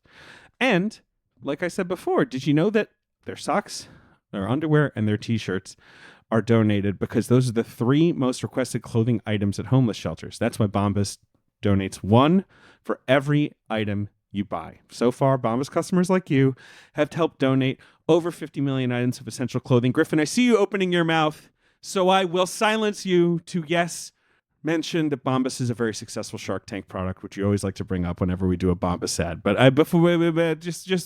you don't even need to say anything, okay? Look, go to bombas.com/check and use code check for 20% off your first purchase. That's bombas.com/check and use code check at checkout. Bombas.com/check, code check. So wait, why does this all fall apart? I guess they eventually get rumbled, and that's when he dresses up as the Chevalier and gets like escorted out of Prussia. But then it gets better. Then they're just going around Europe having fun. And they go to Spa. Y'all ever been to Spa? Spa, Belgium? The town spas are named after? No. Is that really where the spa comes from? Yeah, that's where he meets Lady Lyndon. That's where he meets Marisa Berenson in Spa. It's literally called Spa. It made the list of great spa towns of Europe, which is good. It would be embarrassing if they didn't make that list. You got to keep your legacy upheld. Yeah. But so this is when the high times are about to be over. As part 1's about to conclude. The Barry Lyndon experiment is going to enter the aristocracy. But as Ben said, he's become a gentleman now. He pulled it off. He gets married. This is pretty much everything is pretty much bad times, right? In part 2, the comedy is very bitter in the second part of the movie, whereas I feel like it's much more straightforward in the first part. Yeah, he's also reached the ceiling of how high he can possibly go. I mean, this guy's survival has been based in just moving forward, right? No one can really catch up to him because he never stops, and now he's forced to stop. Is he so shitty at being an aristocrat because he knows he's not one? Like, is that why he resents Bullingdon so much? Why he's so abusive? Why he's, is it just because he knows, this isn't him, like inherently? Is it a sort of a self-doubt kind of thing? I think it's part self-loathing, and I think it's also this guy is insatiable, and now he has nowhere further to go. But I and don't he think starts sort of self-destructing. I don't think he really even thinks about it that way. I think like the scene behind you, Griffin, like that scene to me is him being like I already have everything I want. I will not I can't lose it. And then I don't think he really thinks that he has to try to get more until his mom is like, you need a title. Yes. But his mom is sort of right in a way, in that she's sort of like, you're not, everyone wants to get rid of you. She's not wrong to notice this. You need an insurance policy. Right. But I just don't why be so mean to Bullingdon? Like, if you just Bullingdon sucks. Bullingdon's trying to get rid of him. The kids in this movie are just like that's when like Barry gets my empathy back, is like every time he has to deal with a kid, because they're all terrible. I mean, even Brian is like, oh, where's my pencil? Yeah, but also, David, you ask, like, why is he so mean to Bullingdon? Bullingdon is born into a status higher than Barry can ever achieve. Right. Like, Barry's made it basically to the top of the mountain, as far as he can go, and here's this little shit kid, and this kid is already a step ahead of him, a step further than he'll ever be. I mean, obviously, the big breaking point for Lyndon is that he like beats up Bullingdon in public, and that is when he basically has to exit high society. Yeah. But if you're this guy and you've like killed and lied and cheated to get to this point, and then here's this little shit, and this is his starting point. This is like home plate. Yeah, and for also him. the little shit is like, clearly incestuously in love with his mother. And like, Barry can spot that from a mile away. It's competition. Yeah, but you also think, know thyself. Like, Barry's like, yeah. I know from being a mama's boy, all right? Right. I know your game. We haven't really talked about Marisa Berenson yet. She's incredible in this movie, but she is just kind of like, this painting person. Like, she's so incredible to behold, and she's so sort of sad and impressive. I don't know. I mean, he cast her off of in Cabaret a couple years before this. We didn't talk about her much in the Cabaret episode, but she's excellent in that as well. I love how her hair gets bigger as she gets sadder. Yeah. Like her emotions are feeding up her skull. It feels very real to me. It feels like how, like women, as like they're trying to hold on to like their youth and like feel things slipping away, get more plastic surgery and start looking like alien monsters. Yes. It feels like that time period version of that. Right. Let's just make the hair bigger. That'll draw the eye. Yeah. Yeah, he loved her in Cabaret. And he called Stanley Donen, I guess, who knew her, and basically grilled Stanley Donen on everything about her. And then he just offered her the part, kind of classic Kubrick. He just sort of like talks to you for a while, and then he's like, anyway, you're in Barry Lyndon. She had to stay in Ireland for the first part of the film. She's not in the movie. She literally stayed there for 3 months while they were making all that part of the movie, but he demanded vacation. She be on set. Yes. Yeah, well, okay. Much. If she's on set, then it's not. Well, we're available. I know. I don't think she was on set. Yeah. And as I said, he would write her little letters to talk to her. But she loves him. She says people have an image of Stanley as this difficult ogre. He wasn't at all. He's a perfectionist, but every great director I've worked with has been a perfectionist. You have to be to make extraordinary films. And whereas she says Ryan O'Neal was okay and would crack jokes and try and make me laugh, which she didn't appreciate. Ryan O'Neal said of her that she was vacuous, giggly, and lazy. Ryan O'Neal, just a huge asshole. And that's a contemporary interview in Time magazine. He's given that interview the week this movie's coming out. Karina, I'm sure you encountered this a lot for your own podcast, but people really went off on press day, like back then, because it was just going to be in a magazine and not get further, I guess, spread around the internet or whatever. Like, people could be so mean. I think there was an element of that, but they're also like, they didn't do junkets the way they do junkets now, where you're just like doing 100 interviews in a day and you just like memorize the thing to say, and then you can kind of go to the other place in your brain and go on autopilot. There wasn't media training. Yeah. But I do think there is that thing where it's like, even if you're being interviewed by Time magazine, you know, a magazine with this humongous circulation, anything you say in your mind, next week there'll be another issue. Like, there's no permanence to this. Maybe Sure. people remember it, but it'll probably move on. The idea of these things being sort of like cataloged forever, and not only that, that in our modern world, any outlet you talk to essentially has the same circulation as any other because it's all ending up on the same place. It's ending up on the internet, which everyone has access to. I will say that, like, I think from in the 70s, 80s, 90s, like, something was happening that wasn't happening in Hollywood media before that, which was that if you did, like, give an incendiary interview to Time magazine or Rolling Stone or something, then they would start talking about it on the radio and on TV. And Sure, so it would right. have more of a media life cycle. And, like, if they start talking about it on, like, you know, Nightline or 2020 or what, like, the Today Show, then it becomes national and it, like, is broadcast to people who would never see the magazine. That's a good point. I mean, obviously, like, when the studio system had total control over everything up through about, like, 1967, then that disappears. But then a new control is attained basically by around the late 70s.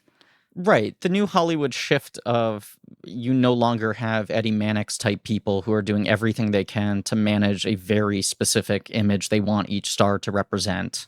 But then you get Pat Kingsley's. Yes, that's a great point. Yeah. I mean, also, like, again, to be clear, Ryan O'Neal is a special brand of jerk. Like, it's not like everyone was just dissing their co-stars, right, in Time magazine. But I do think Berenson is amazing. You know, it is one of those, like, it's such a quiet performance. So much of it is, like, still much, you know, like, but, like, when the movie is in its sort of desperately sad final act, like, she feels very human. Like, she doesn't feel like some, you know, picture perfect countess. Like, her breakdown does feel like very, like, romantic and operatic, but it is believable. It's a very soulful performance. I mean, she does not have that much dialogue in the film, but it's not like Kubrick is just using her as a model, you know, as an object. I mean, there is bone deep feeling, and so much of her arc plays out over looks, you know?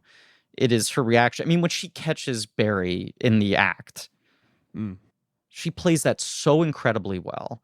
You see, you know, whereas Barry's kind of inscrutable and you cannot figure out what this guy is thinking, I do think you see play across her face her running through her lack of options.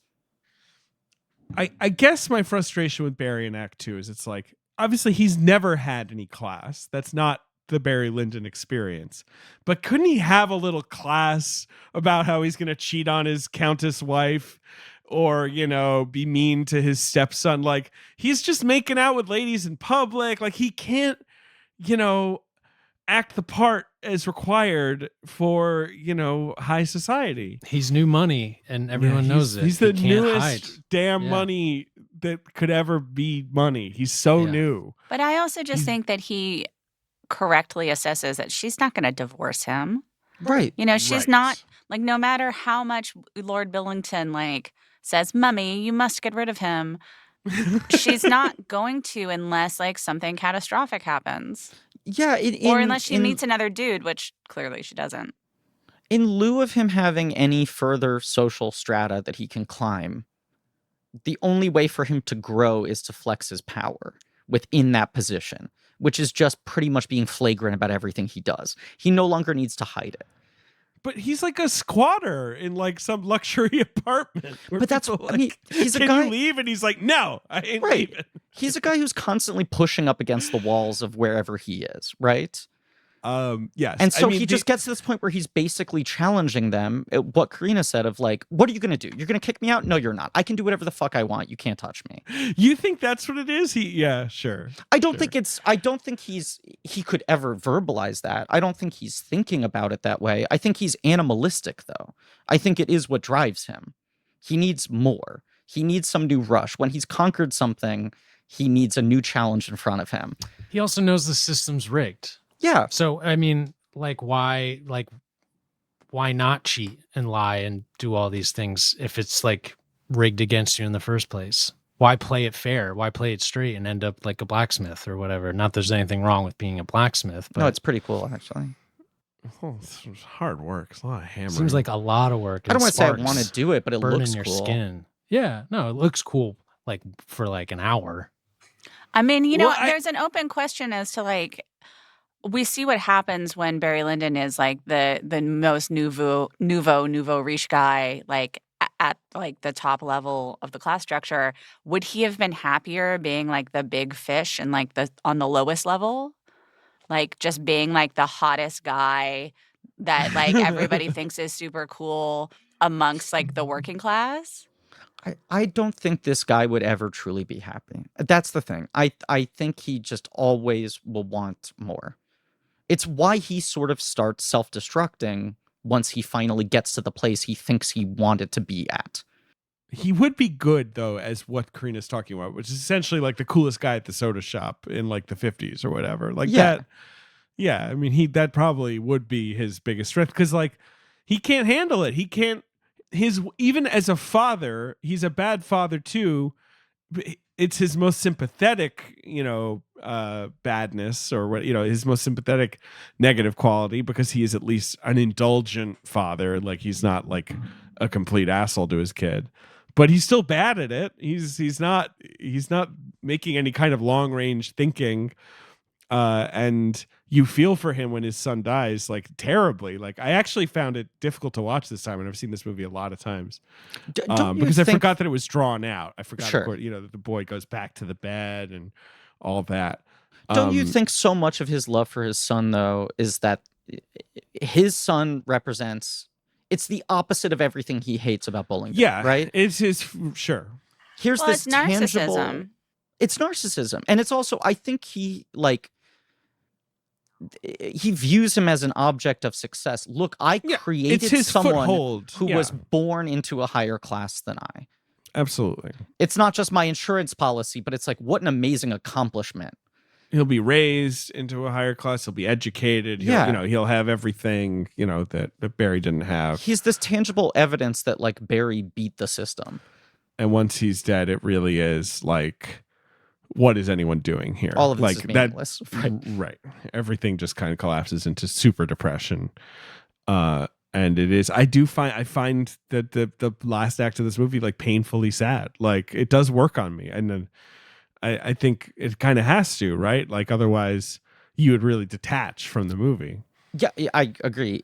We should talk about Vitali both like in this movie, in this performance, and also just his legacy within the Kubrick sort of world, especially because he's so recently passed. Having not seen this movie until recently and just knowing the narrative of, oh, here was this promising up-and-coming actor and he completely abandons his acting career to become Kubrick's personal assistant, I did not realize within that he is like the third lead of the movie. I always assumed, oh, he's got some small part in the film. That was the level his career was at. And he was so compelled by Kubrick that that's what he was giving up versus this is really kind of a low-key star-making performance.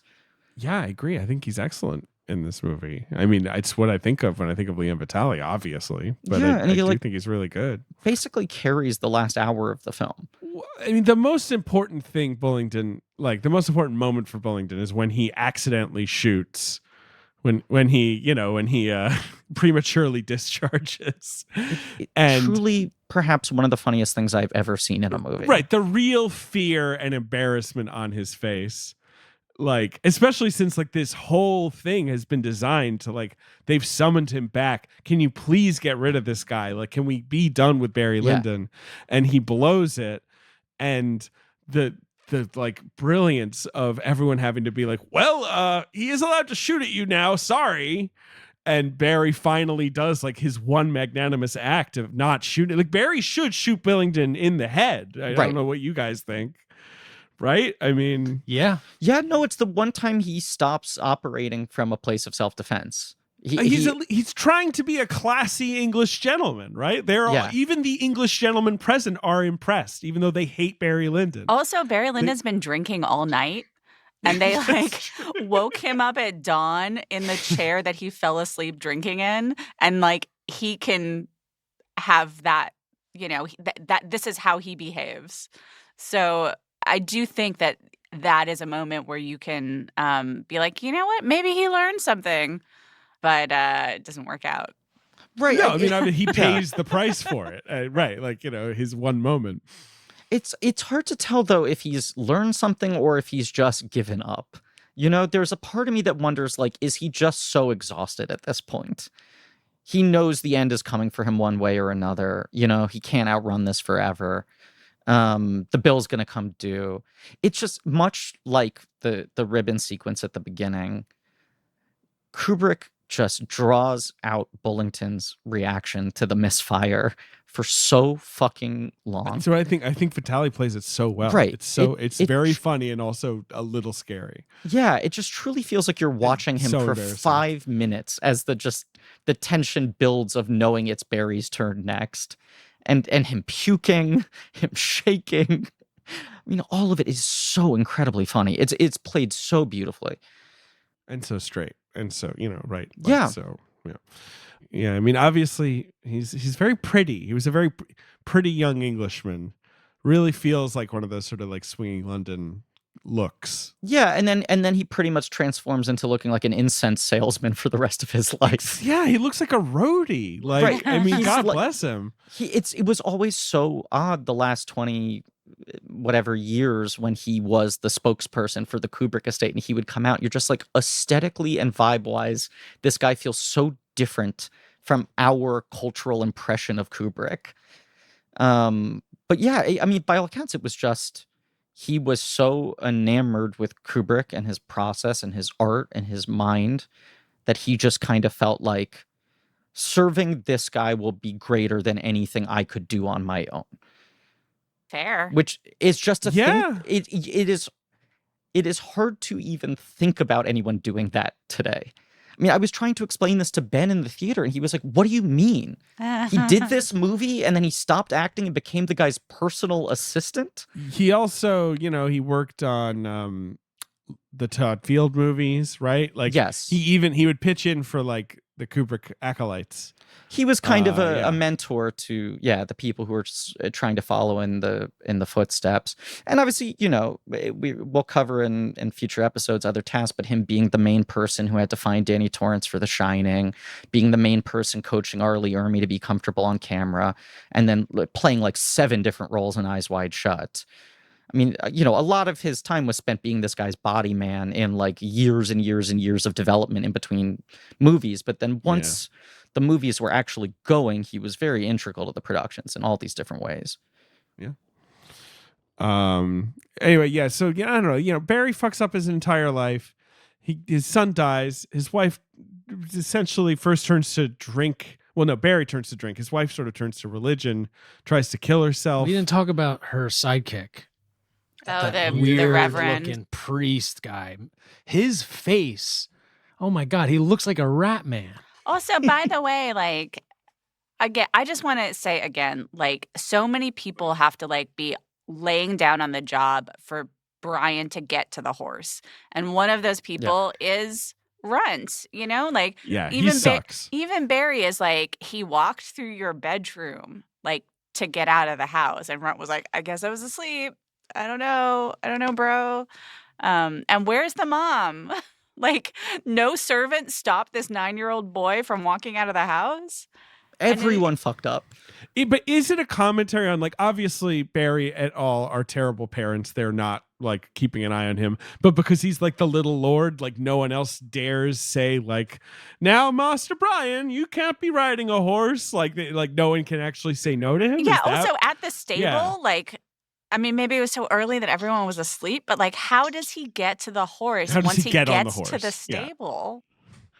Yeah. Look, again, there's nothing to do. Even if you're the richest people in the world in 1773, there's absolutely fucking nothing to do all day. Like, so maybe Brian's been watching people ride horses just for a year and is like, yeah, I know how to do this. Like, I know how to get the horse. I know how to get on it. I know how to ride a horse. I love horses. And also, like, the only way Barry really knows how to express love to his son is to give him every single thing he wants, and it is that sort of time loop thing of him trying to give this kid the childhood he could not have. So it's like he's never going to say no to this kid because he as a child wanted everyone to say yes to him, even if it is not in the child's instinct. He has no protective nature. Like, what could you do back then? You could like play the harpsichord and like read the Bible. Like, what is fun? You play cards. Stick and hoop. Had stick and hoop been invented at that They point? might not even have stick and hoop The yet. original fidget toy. Shadow puppets are kind of fun. Shadow puppets rule. Yeah. You could play that game they play in Marie Antoinette where you like stick the thing on your head. Yeah, right. Oh, like, yeah, Ellen DeGeneres' heads up. Yeah. Right. I don't know what else you could do. Go look at paintings again. I guess the house is really big. You could just hide a check ribbon out on your floor. cousin. Maybe that's the problem is this kid doesn't have a good cousin to hide a ribbon with. Yeah, there aren't any girls around. No.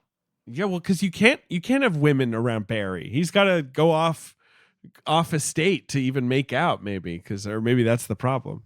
They didn't even have Cards Against Humanity. God, could you imagine the fucked up things that Barry Lyndon would say if you gave him a Cards Against Humanity deck? Well, he would cheat though, because he cheats at cards, so he would find a way to cheat. Right. Is Barry even in the first act? He is genuinely horny.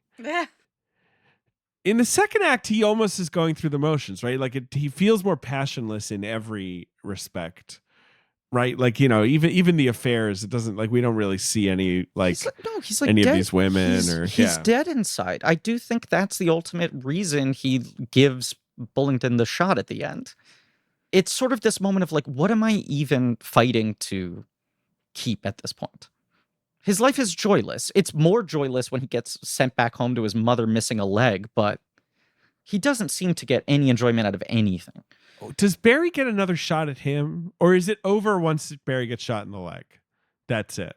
That's my memory, right? I mean, in the movie, obviously, we don't see anything past Barry getting the shot in the leg. But by all accounts, shouldn't he get a shot back? One shot apiece. If you can't stand right? up, do you still get your shot? Yeah, is that do you have to be able to stand up? Like Barry can't just kind of lie on the ground and go all right, stand still.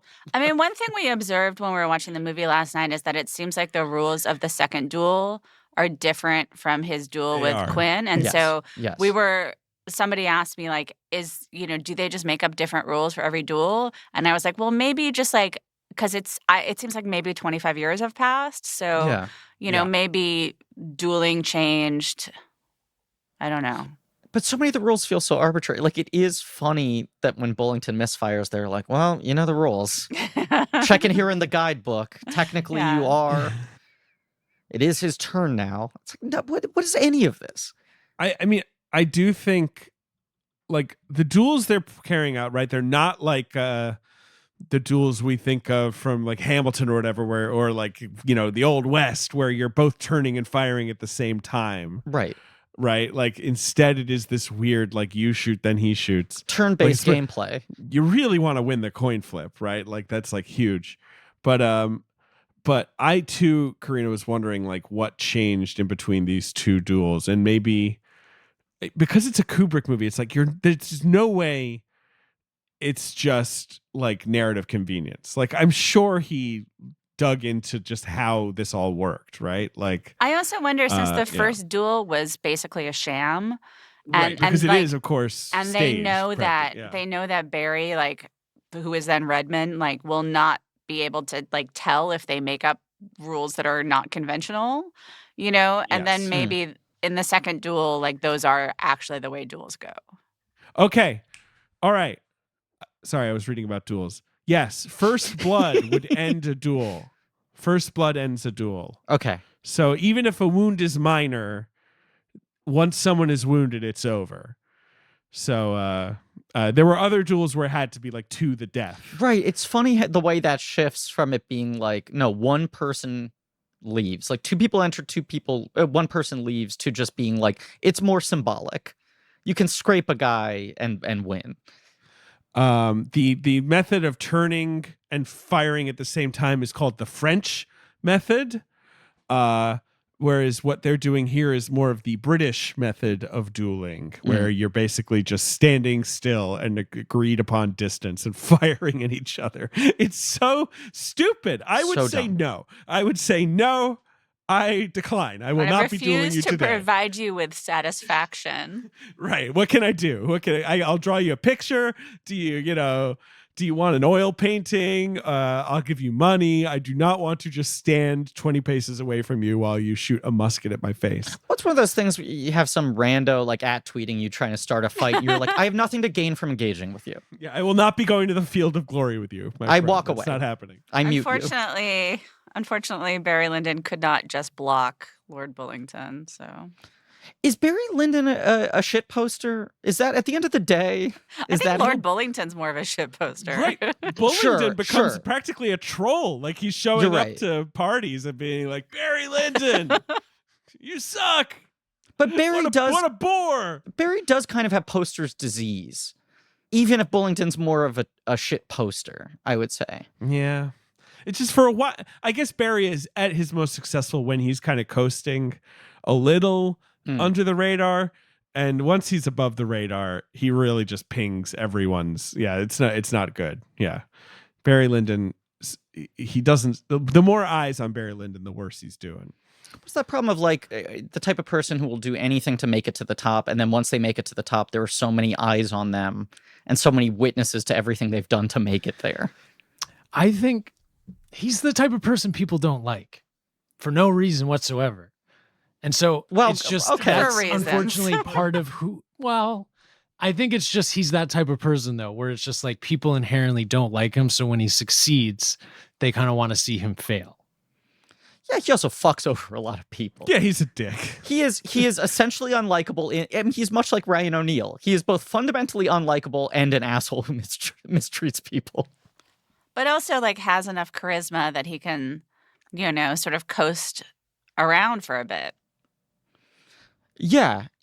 I mean, I was, for reasons that are hard to even trace back, trying to explain the Jinx to someone last night who didn't know about the Robert Durst story at all. And I was basically outlining the series of events for them. And they just said like, but wait, how did the guy keep on getting away with this for decades? Is he like the most charismatic guy you've ever seen? And you're like, no, the guy is incredibly off-putting, but yet there is something undeniably captivating about him. And part of it is, despite the fact that he's operating from a very high status and doing insane things and committing like horrible crimes around him, he keeps on making you feel like he's the victim.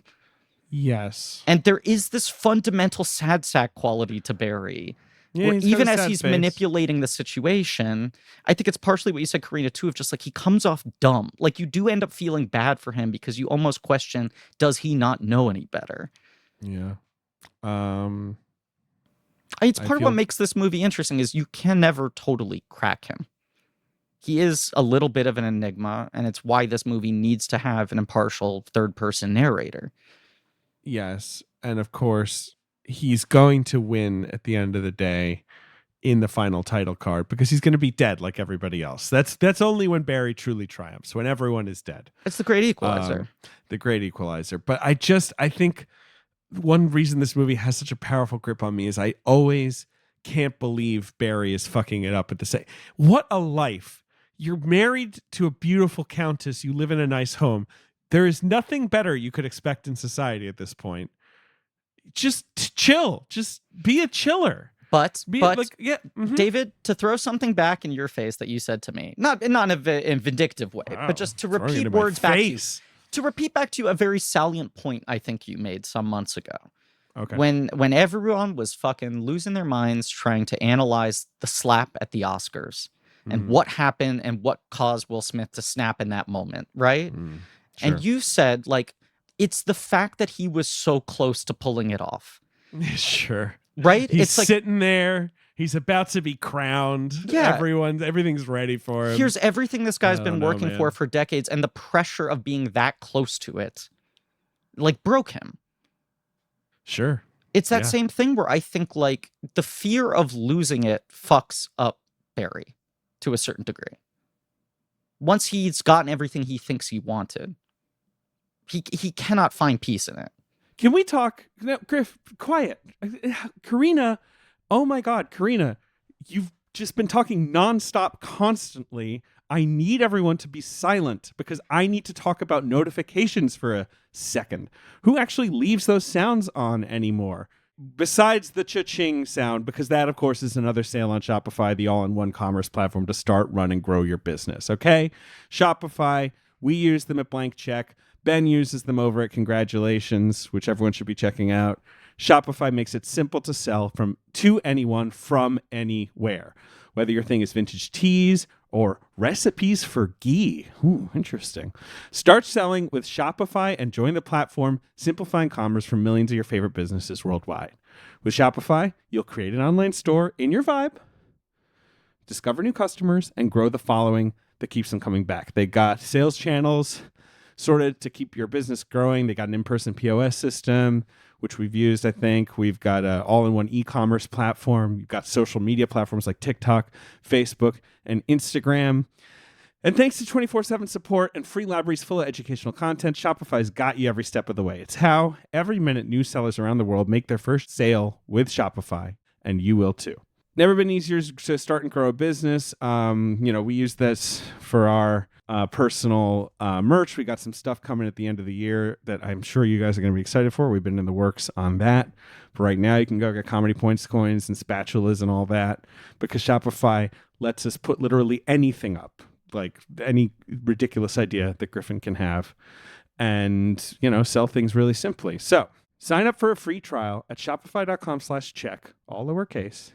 If you go to shopify.com/check, you can start selling online today. Shopify.com/check. I don't know if you guys have ever done this, but whenever I watch a medieval movie or whatever, I always had the thought of like, who do I want to be here? Because you don't want to be like the king, because that's like responsibility and people want to, get rid of you maybe. But like, you also don't want to be some favorite who's going to fall out of favor and the king's going to be like, execute that guy. He sucks. Like, where do you want to be on? And I just feel like what Barry's got going on, where it's like he's on some estate, no one's bothering him. He just if only he could like stay at that level. I mean, you're the one who keeps saying that there's nothing to do. There is nothing to do. So he's bored. He's bored. Yeah, you're right. I'd be a wizard. You'd be a wizard? Great call, man. Yeah. No, I mean, to quote another one of our favorite movies on this podcast, for Barry, the action is the juice. And the life that he's risen to... Barry could be played by Tom Sizemore in a different movie. But you know what I'm saying? The life that he's risen to has no action anymore outside of him just stirring shit up. Outside of him just fucking making out with other women in public. I mean, that's why, like, he would probably, like, live the happiest version of his life if he just kept on, like, being part of, like, the card con and, like, going from town to town, cheating rich people. He could still fuck women like Marisa Berenson in every town. Yes. But, he starts to, he gets in this situation where he like makes her husband have a heart attack. And then I guess he feels like he has to stick around. That is a crazy scene when that guy is so mad at Barry Lyndon, who isn't even in the room. He's like, I'm going to fucking die right here. You ask like why so he annoying. Can't chill. Like he's chilling in that scene. That's the coolest he ever is. Talk about cousins marrying each other. That guy is looking rough. Oh, yeah. Oof. Oh, man. He looks like a little potato man. Hey, those are my people. To your point, Ben, please, watch your language. To your point about, like, his happiest life is probably him remaining a hustler forever. Compare this character to Moses Prey in Paper Moon, a guy who does not want to be a father, because the idea of being a father is having to settle down and live a respectable life and create a consistent environment for a child. And it is when his child learns how to play the same game as him, and he can just bring her along and use her as an additive to the work he's already doing, that he's finally comfortable being a dad. He's like, oh, if my daughter could be more like me and I don't have to change any aspect of my lifestyle, then it's fine. Yeah. But he's a shark. He wants to keep moving forward. Yeah. And, she'll come with him, so that's fine. All right. Yeah, we're almost done, I feel like. But is there anything else we want to say about Barry Lyndon, his life and luck? Well, just the ultimate joke, the final mic drop of this epilogue card is just like, and by the way, none of this mattered. Sure. Everyone ends up in the dirt. What a waste of time and energy. But, you fuck over so many people to what end? Which is just the final commentary on like the British class system, right? It's like, we lived our lives like either in anxiety or depression or constant striving over this thing that we're born into and whether or not we can change it. But what does it really matter? Because you can't take anything with you. And you have at best like 100 years. Right. And especially in this era, you're almost definitely not going to get to 100. Right. Especially with those inbred genes. But I also feel like, the basic like core cynicism of Stanley Kubrick, I think sometimes people misread a disdain he has for all of his characters. And I actually think he is fascinated by people and he has a certain love for any individual, but he has a contempt for humanity as a whole. Like what he hates are the structures we create. He hates the society we build, the rules we create of how to interact with each other. And this is a time and this is a person who is so obsessed with those systems and working them. I think he does feel some sympathy, some empathy for this character and how broken he is, that he cannot be happy, right? That he needs to work this system to an ultimate end. But yeah, it's at the end of the day, it's like what are you gonna fucking do? It doesn't matter. None of this matters. Yeah. I like Philip Stone, who is the butler. Sorry, not the butler, Grady, the caretaker, the ghost of the caretaker in The Shining. And the dad in Clockwork Orange. He's like the guy at the end of the movie who's helping Barry. He's got the sideburns. Yeah. He kind of looks like Dennis from Always Sunny in Philadelphia. Sure. Sure. Well said, then. I just like that he's in a sort of a weirdly sympathetic role here. He's usually kind of scary. Mostly I think of him as I corrected her, in The Shining. My wife has seen this movie because I've seen it many times. Humble brag. Yeah, but I was watching it yesterday while my daughter was rampaging around. Double humble brag. My wife was like, "Is this suitable for her?" And I was sort of like, "It's a very gentle movie visually. Yeah, like it's not really that intense."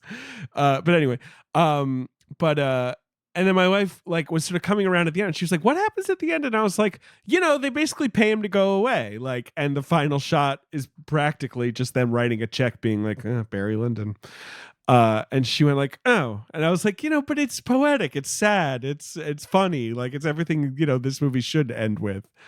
It shouldn't end with some dramatic thing. It should end with just like, Barry, go away. Like, God damn it. How often does this happen to this day in our modern society where someone who has ascended to the top of a company, or the highest heights of fame, finally their behavior catches up with them and they're forced to accept a giant golden parachute to essentially go away and never work again, right? It's all these quote unquote canceled men who are furious that they're stuck alone in their giant mansion with a $80 million buyout as a punishment for being shitty for decades. And they're like, why won't people let me do shit anymore? And it's what you're saying. Why am I forced to be on my mega yacht for the rest of time? Right. There's no ability to enjoy the fact that you basically got away scot-free outside of the fact that you have lost the love or respect of any people around you. I mean, you could have more empathy for Barry because, he lost a leg. Yeah. At least he lost a leg. Kevin Spacey still got 2. All right. I had to pick a specific name. I had to put one person on blast. I think he's a fair target.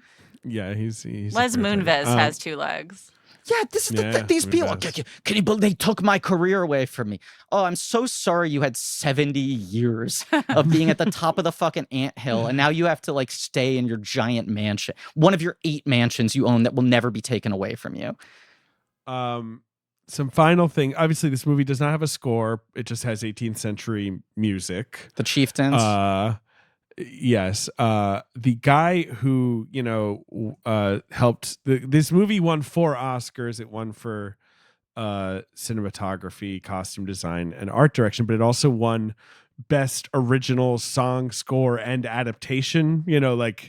back when they had like a best adapted score category. That's wild. So Leonard Roseman won, and he was the guy who helped pick the classical music. And I just want to read his quote on this because it's funny. When I saw this incredibly boring film with all this music aside that I had picked out going over and over again, I thought, my God, what a mess. I was going to refuse the Oscar. So he didn't like Barry Lyndon. That's all. Movie comes out, doesn't do well.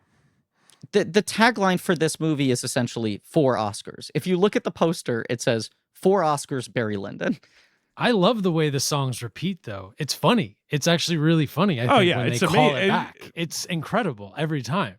And that's Kubrick does that so well. I mean, that's what Eyes Wide Shut as well uses every cue so powerfully. And Women of Ireland is such a good track, though.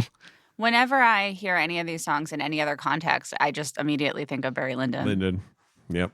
100%. Yeah, and the songs immediately become funny. Mm-hmm. It was nominated for Best Picture. Maybe the most stacked Best Picture year of all time. Griffin, can you 76 is 70? Yeah, 75 right. Oscars. 70. Yeah, Is this Network, Jaws, Rocky, Barry Lyndon? Am I mixing up 2 years here? You're mixing up 2 years, but okay. yes, Barry Lyndon, Jaws, are 2, and right. Network Nashville, and Rocky are 76. Right, they're the following. Yeah. Okay. No. Yeah. Nashville, Dog Day Afternoon, and Best Picture goes to One Flew Over the Cuckoo's Nest, which is probably the worst of those movies, and it's still a pretty good movie. Yeah, that's a pretty incredible lineup. Right? Yeah. Yeah. I mean, I don't know. I mean, like the 70s are a largely exciting time for the Oscars. Because even, you're looking through, it's like Isabella Johnny gets an Oscar nomination for The Story of Adele H. Like there's like fun, weird picks in there. Like Carol Kane and Hester Street, Lee Grant and Shampoo. Like there's a lot of cool Lena stuff. Wertmiller probably got her nomination sometime around then as well. Yes. Right? Like 74 When is maybe? Seven Beauties? That's the next year. Yes, 76. Yes, that's Seven Beauties. Yeah. I'd argue it's maybe the best decade for the Oscars in terms of most of their choices holding up pretty well, and a lot of them feeling kind of bold, especially with a movie like Lyndon, where the reception was mixed at the time. It did poorly domestically. It didn't make its budget back. It did better in Europe. Apparently it grossed $3 million in Paris alone, which is sort of funny to think about. But the best city in the world for watching American movies, so makes sense. Yeah, that's very true. And in fact, I think I saw Barry Lyndon in Paris at one point, not to brag. But like just it does get enough of a foothold to endure. Do you want to play the box office game, Griffin? Yes, I do. This movie did not do well. We're not doing the box office game for Paris, I assume. No, that would be good if I could summon the box office game for Paris. No, this movie came out Christmas time, 1975. It is not in the top 10. And the number 1 movie of the year, of the week, is an action thriller starring James Caan and Robert Duvall. Do you know this movie, Griffin? Yes. It's new this week. It's a fairly famous director, late in his career. Okay. He was seen as a bit of a sellout picture for him. Is it like a peck and paw? It's a peck and paw. You nailed it. Yeah. What's this movie called? It's not called The Specialist, right? Is it the title? It is the title. I was reading this article. I went on a Duvall rabbit hole. I feel like I've been talking about him a lot lately, but there's a really interesting People magazine article from, I think, When Tender Mercies is about to come out that refers to Robert Duvall as America's number 1, number 2. And it was basically about this era of the 70s in which he was like the most reliable and valued second lead or support, but he was never able to make that leading man jump that all of his contemporaries were able to do unconventionally. So I fucking know this movie. It's not called The Specialist. What's it called? It's called The Killer Elite. Thank you. Right, because it has the same title as that insane fucking recent Killer Elite movie. Yeah. Okay. Yeah, James Caan, Robert Duvall. So that's number 1 at the box office, Christmas 1975. Number 2 is a spy thriller starring a very, very sexy Robert Redford. The plot of the movie is basically Robert Redford is just so hot that everyone is after him. In my opinion, I think that's how you should. 3 watch Days this of the movie. Condor. Yeah. It's 3 Days of the Condor. Yeah. Karina, do you like 3 Days of the Condor? I assume you don't have an opinion on the Killer Elite. Oh, you should see it. It's so sexy. I actually like Robert Redford is somebody who's I haven't seen a lot of his movies. It's very strange. The ones I've seen are like, Inside Daisy Clover. Like I haven't seen some of the big hits. You haven't seen like The Natural or Oh no, I've seen The Natural because I'm a baseball guy. Well, right, it's the best baseball movie. Yeah. You haven't seen this. Well, you must have seen The Sting. I've seen The Sting. I've seen Butch Cassidy, but like, you get to like the, Downhill the B plus Racer, level. Yeah, I've right. never seen Downhill Racer. He's just like an actor who, for whatever reason, like I've sort of I just haven't gotten around to like doing the filmography. I have watching that Paul Newman documentary. Honestly, that I realized how few of his movies I've seen as well. I am also bad on Paul Newman. Is that documentary good? The Ethan I thought Hawke it was thing? great. I thought it was really good. I'm gonna. But you have to not find Ethan Hawke annoying. I find Ethan Hawke like endearingly. I think he's a great actor and I enjoy him on screen. But like Ethan Hawke, the guy, I find him endearingly annoying. I was gonna say, I feel like he's sort of self-aware about being kind of annoying. I pretty much come all the way around to finding everything annoying about him kind of charming. Yeah. Yeah. I feel like he's like, yeah, look, what I write novels. So what? They're kind of bad, but who cares? And he's so Maybe they're good. earnest. Like he's such a big dork about all this stuff. He's never trying to play it cool, I find. Yeah. Yeah.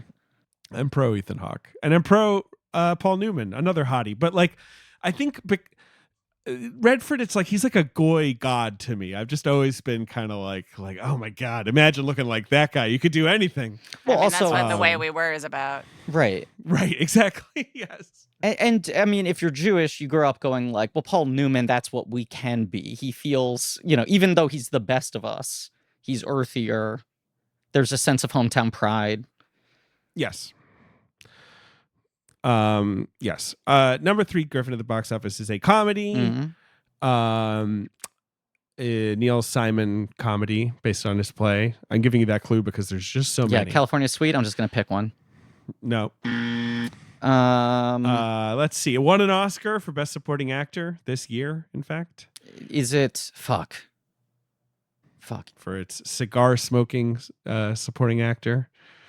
Oh, it's the Sunshine Boys. It's the Sunshine Boys, yes. Okay. With Walter Matthau and George Burns. I've never seen the Sunshine Boys. I don't know if you have. I haven't either. I feel like it's a movie I would like a lot. Number 4 is the Best Picture winner.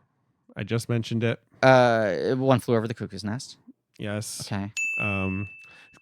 Classic movie I haven't seen like since college. Yeah, I think I watched it in high school and probably on my tiny TV while half paying attention to homework I should have been doing. I should give it another spin. Yeah. Do you have a Cuckoo's Nest take, Karina? Do you care about Cuckoo's Nest? I don't really care about it. It's another one of those movies that I watched like in the 90s when there was sort of a renaissance of the 70s. Yes. And also like Milos Forman kind of came back in the 90s and there was sort of an impetus to catch up on his filmography. Yeah, he was making fun biopics in the 90s. Mm-hmm. Yeah. Number 5, Griffin, is a comedy starring one of your favorite guys and directed by him as well. And I imagine you maybe have seen it. I have never seen this movie. It has a very long title. 75 comedy starring and directed by one of my favorite guys. Huh. Who are your favorite comedy guys? Start there. Right. I mean, I'm like thinking of the people who either predate or postdate this period. So it's like, it's not Steve Martin. I think I know. It's not Buster Keaton. Who is it? Is it a Mel Brooks movie? It's not a Mel Brooks movie. Although it has a lot of Mel Brooks guys in it. This is a Mel Brooks guy. So is it a Gene Wilder movie? It's Gene Wilder. Okay. And Madeline Kahn and Marty Feldman are in it. It's the Adventures of Sherlock Holmes's younger brother, or whatever it's called. I have not seen this movie. It's the adventure of Sherlock Holmes's smarter brother. Right. Which was written and directed by Gene Wilder and starring him. I've never seen it. The Wilder directed movies are a weird blind spot for me, considering how much I love him. You do love Gene. And he had a never pretty made successful run of films he directed, starred in, and wrote. None of which World's it feels Greatest like Lover, Woman in Red, right? Those are the Right. ones I know. Yeah. Like most of those films were hits at the time, and it feels like none of them have really lasted culturally. This film was a hit. Yeah. Look, not a huge one, but it did okay. Yeah. Anyway, that's number 5. Some other movies. You've got The Story of O, which is an erotic foreign film. So that's sort of probably like an exciting Euro entry at the 75 box office. You've got Swept Away, speaking of Wertmuller, the Giancarlo Giannini classic. You've got Mahogany, which we've talked about before, the Diana Ross movie. Yes. I don't remember why, but yes, that came up in some episode. But directed by Berry Gordy with Diana Ross and Billy D. Williams. You've got a reissue of Snow White and the Seven Dwarves. And then you've got Let's Do It Again, the like Sidney Poitier, Bill Cosby. Right, the second movie. Cosby trilogy movie. Yeah. It is my favorite thing about playing the box office game, the web version that a listener of the show so wonderfully built out. When you'll see one movie in the top 5 that has been playing for 4,000 weeks. Right. And you're just like, okay, reissue. which Disney reissue is this? But yeah, so it's a weird top 10. Barry Lyndon not in it. But it does endure, and in the end, we're all going to die anyway. So we're all going to die anyway. That's the point. Mm-hmm. Kubrick doesn't give a shit if his movie isn't a hit at the time. He's going to end up dead. He may have given a shit. He got another movie made. I don't know. Who cares? Yeah, that's true. His next movie was The Shining. He does swerve towards bestseller after this. Yes. I think that was notable, and I think he did want to make a successful film. Like he wanted bestseller to make a hit with after this. huge beloved star in a genre that is easier to market. Right. Yeah. But that's the story. Ben, as the resident Irish scoundrel, do you have any sort of final takes you want to throw out on this movie? I guess as sort of our expert. Yeah. Well, we've said a lot about Barry, and he's had his ups, he's had his downs, but no matter what, he looked damn good doing it. He had fun, and he really made it somewhere in his life. It's not easy to make it out of being just a regular peasant, like he traveled the world. He did amazing things. I mean, I think the guy had an okay life, all things considered. The way you describe it, it's like Barry Lyndon's a dude wearing a live, laugh, love shirt on the beach. Being like, I can't complain. I mean, he is probably like after that freeze frame, he probably goes and lies down in like his old childhood bed with his one leg and just like thinks about like that time where he had like a shirtless fight and that time where, he had a sword fight that he won and like that weird threesome he had like in the middle of the room with all the other people and like, hell yeah. I mean, he did have some good times. He bought some paintings. Yeah. So it's a pretty incredible greatest hits reel if you play it back in your head like that. Yeah, you cut out the bullshit in between. Yeah. God bless him. God bless him. And God bless you, Karina. Thank you so much for doing this. Thank you. Thanks for giving me a chance, an excuse to watch this and talk about it. Happy to provide it. And truly, your podcast, I feel like, is such an invaluable research for anyone doing anything in the world of film. I certainly find myself citing things you've said, both facts that you've pulled up that I hadn't heard before otherwise, but also some of your opinions. I mean, you briefly mentioned Ghostbusters at the beginning, but we did the whole Ghostbusters franchise on Patreon, and I probably misquoted and butchered a lot of your points about just the weird magic of why that movie works despite all better logic. And yeah, there are just a lot of things you've said about all sorts of different movies and movie history over the years that will rattle in my head forever. We jokingly refer to ourselves as connoisseurs of context, but you are the person who truly deserves that title. Well, thank you. That's really sweet. And I'm glad I can, I hope that other people also like the podcast, and I'm glad I can, be a helpful resource. Oh yeah, it's the best. No. Our listeners have been furiously demanding you end up somewhere in some episode for years, and I can't think of a better movie for it to finally shake out on. Absolutely.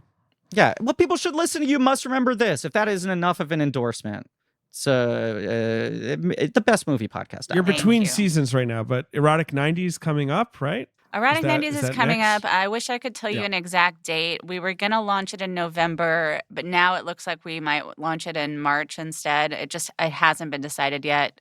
Part of the problem is that like I can't stop adding episodes. And so like it was There's a lot of eroticism in the 90s. It was supposed to be 10 episodes. Yeah, it was supposed to be 10 episodes. Now it's 21. So it's just going to take a really long time to make the episodes, but I think you realize Y2K really killed horniness. Yep. It's what we weren't worried about that. We didn't realize that underground. It drove it out of Hollywood. I mean, I'm working on the thesis that Eyes Wide Shut kind of killed a certain type of movie. So, all right, I'm interested. Yeah, there's an argument. Certainly, I think, especially so much of the ire of that movie was people going in expecting the horniest movie ever made and being so furious when it wasn't. I mean, they thought it was going to be like Nicole Kidman and Tom Cruise, like having real sex. Yes. Right. Yes. Right. I talked about this in the episode. I remember Entertainment Tonight going, we're hearing there might be unsimulated sex in this movie. An insane thing to think about Entertainment Tonight reporting on as if like, and there might be a cameo from Robert Downey Jr. back as your favorite Iron Man. Yeah. There might be a cameo from Tom Cruise's penis. Yeah, going into Nicole Kidman's vagina. Give me a cameo. Come on. Yeah. It's been too long. We haven't seen his penis on screen for decades. It's true. Anyway, thank you all for listening. Karina, thank you for being here. Please remember to rate, review, and subscribe. Thank you to Marie Barty for our social media and helping to produce the show. AJ McKeon, Alex Barron for our editing. Lane Montgomery and the Great American Owl for our theme song. JJ Birch for our research. Pat Reynolds, Joe Bowen for our artwork. You can go to blankcheckpod.com for links to some real nerdy shit, including our Patreon Blank Check special features. We are finishing up the Roger Moore Bond films, but have also been doing some Kubrick adjacent bonus episodes. So we got Dr. Sleep coming up, and we'll just have done 2010. Yep. Sounds right. Tune in next week for The Shining. Mm-hmm. With our buddy Tim Simons, the great actor. Long overdue on the show. A very tall man. One of the few guests we've ever had on who is taller than you. That's right. Is that true? He is taller than you. He's very tall. He's definitely taller than me. He's like 10'15". Yeah, he's very tall. The lankiest man in the world. He's built like Jack Skellington, and I love him, and I'm glad he's finally on the show. So thank you all, and as always, Barry Lyndon is just kind of a dang-ass freak when you get down to it.